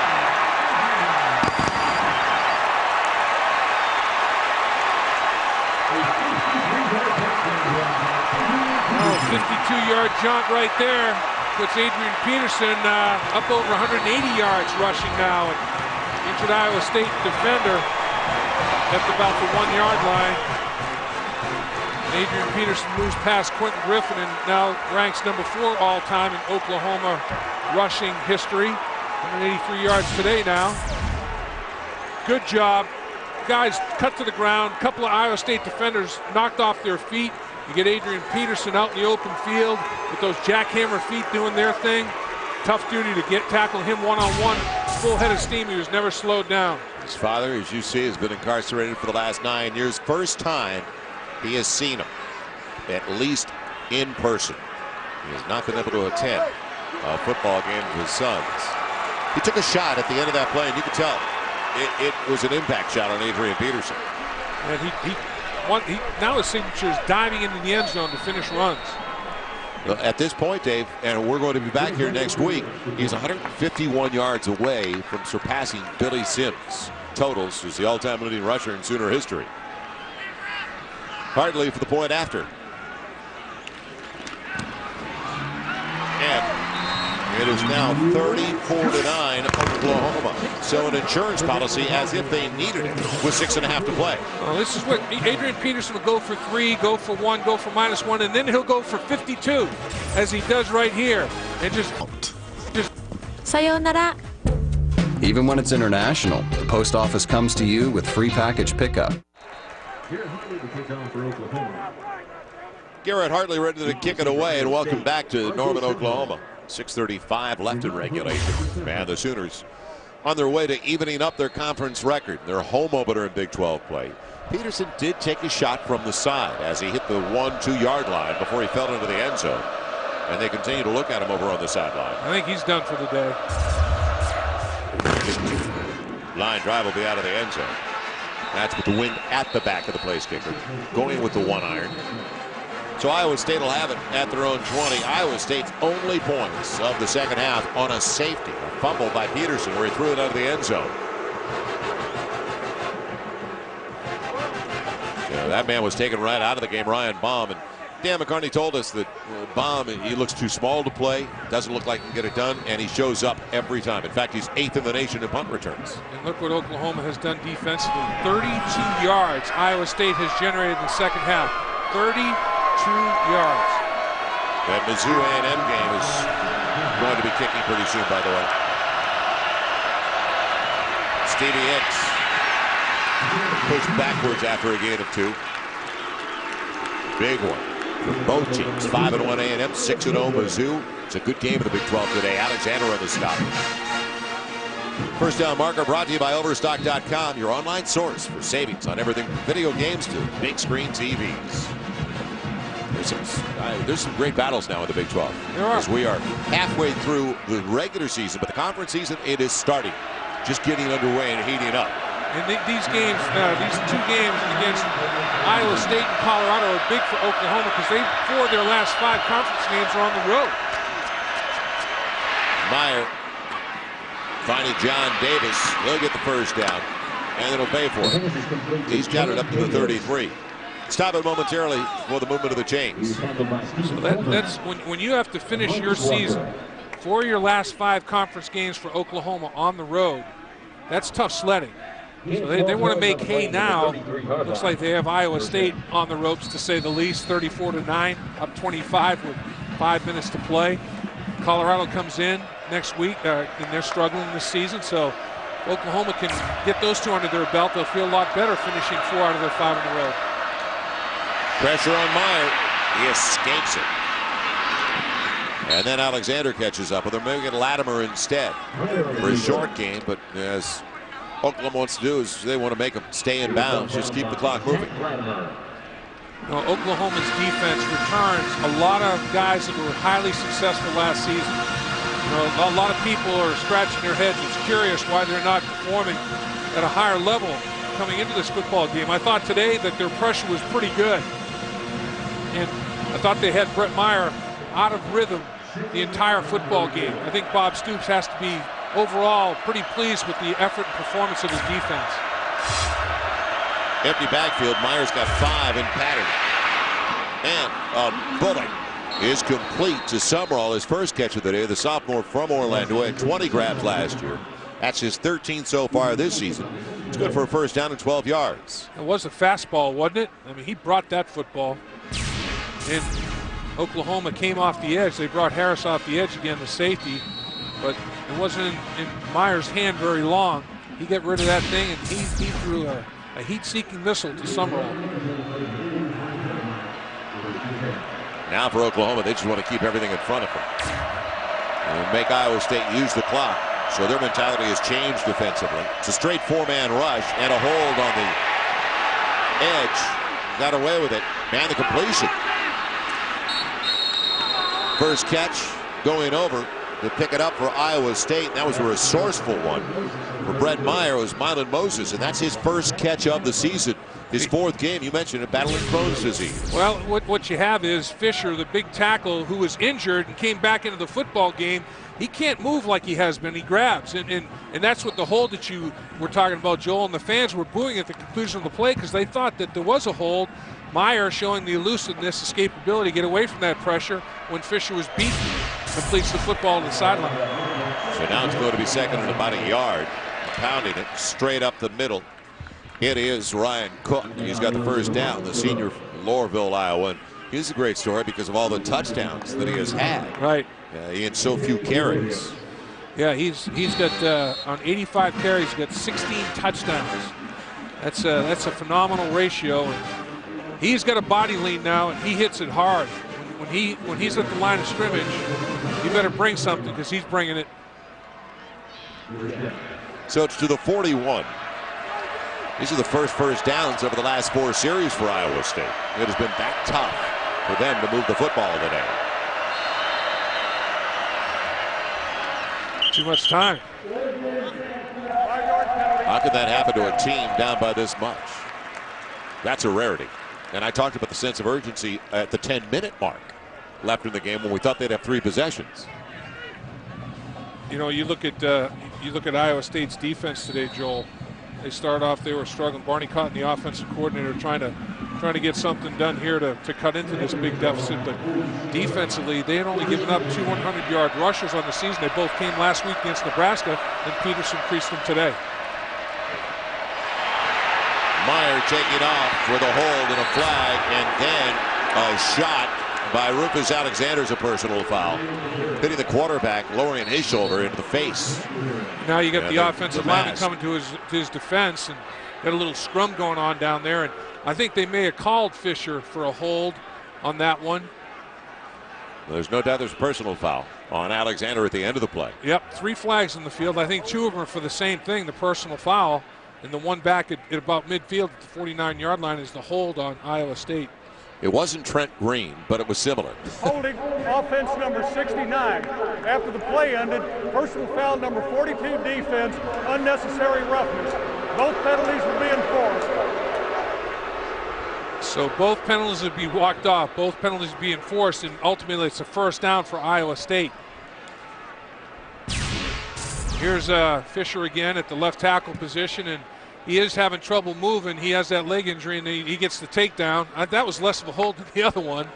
And then down the field as he gives himself up, there's big shot given. Man, Rufus Alexander got the lick. And you don't need that at this stage of the game.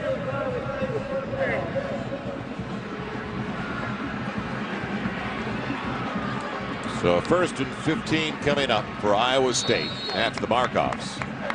Inside of 3 left. I mean, in a game that's already over, you want to get out of here healthy. That's the most important thing. Blitz off the edge. Now Meyer has to worry about third down, who gets him, but it's not a sack. He's right at the line of scrimmage. He had Lindy Holmes, who had to escape on the other side.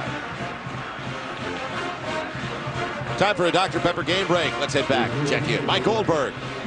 Joel, we've been talking about number 4 West Virginia all day long. They were overwhelming. Sorry, Dave Lapham, over your Syracuse Orange, 41-17. How about Pat White? No reason to throw when you can carry 14 times, earn yourself 235 yards and 3 touchdowns. And by the way, Labs, Steve Slayton, 178 yards. Jeez. That's a long day at the office for the Orangemen. Meyer throwing it away over the head of Mylan Moses. Thanks, Mike Goldberg and the guys in the studio. So an easy one for West Virginia, as it turned out. It was 17-14 at one point, though. Right. That 1-2 punch, White and Slayton, oh, man. Those guys, they could be a 4x100-meter relay team. Instead of a baton, they're passing around a football down there. Those guys can scoot now. West Virginia's got some quicks. Mike, DeMarco, and Billy Ray are going to have full scoreboard coming up on our postgame report right after our matchup in Norman, Oklahoma. Minute 55 to play. So Iowa State lost their Big 12 opener last week, now lose on the road. They'll fall to under 500. Now 3-4 overall this season. Oklahoma, that 4-2 easily could be 5-1. Overthrown and intercepted. Going back the other way, it's Williams, the safety, and he's out of bounds. He was out of bounds at about the 40-39-yard line. So that'll do it. And Williams had a phenomenal day to begin with. It was fitting that he got it. Boy, some good blocks thrown on that return, too. Brett Meyer pressured a little bit, but he releases the football into double coverage, and boy, there's a block on the sideline that gets Williams going, and right there you saw the block. He did step out of bounds. Steps out of, here's the block. Boom, that gets him going a little bit further down the football field. He steps out of bounds at just inside the 40-yard line. So that's 2 sacks and now an interception for Darian Williams, the junior from Mesquite, Texas, who was a first-year starter. He was a part-time starter last season. So now the Sooners will come on with Patrick, the tailback, and run out the clock. These coaches are very close friends. In fact, Bob Stoops, we talked about it earlier, working as a graduate assistant when Dan McCarney was on Hayden Fry's staff in Iowa. And we're going to go back a long way. Time now for our Kyocera wireless call of the game. Adrian will get it on the short side of the field. Gets nice blocks. Into the secondary. Weaving his way. There it goes. Touchdown, Oklahoma.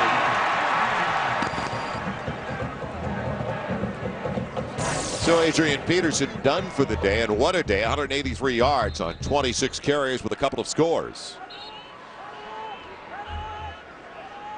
But Dan McCarney has said, you know, I'd rather not know the guy on the other sideline that well. He said it's always difficult as they worked and fixed the clock. It's really difficult when you've got a friend on the other sideline. He said that's the tough part.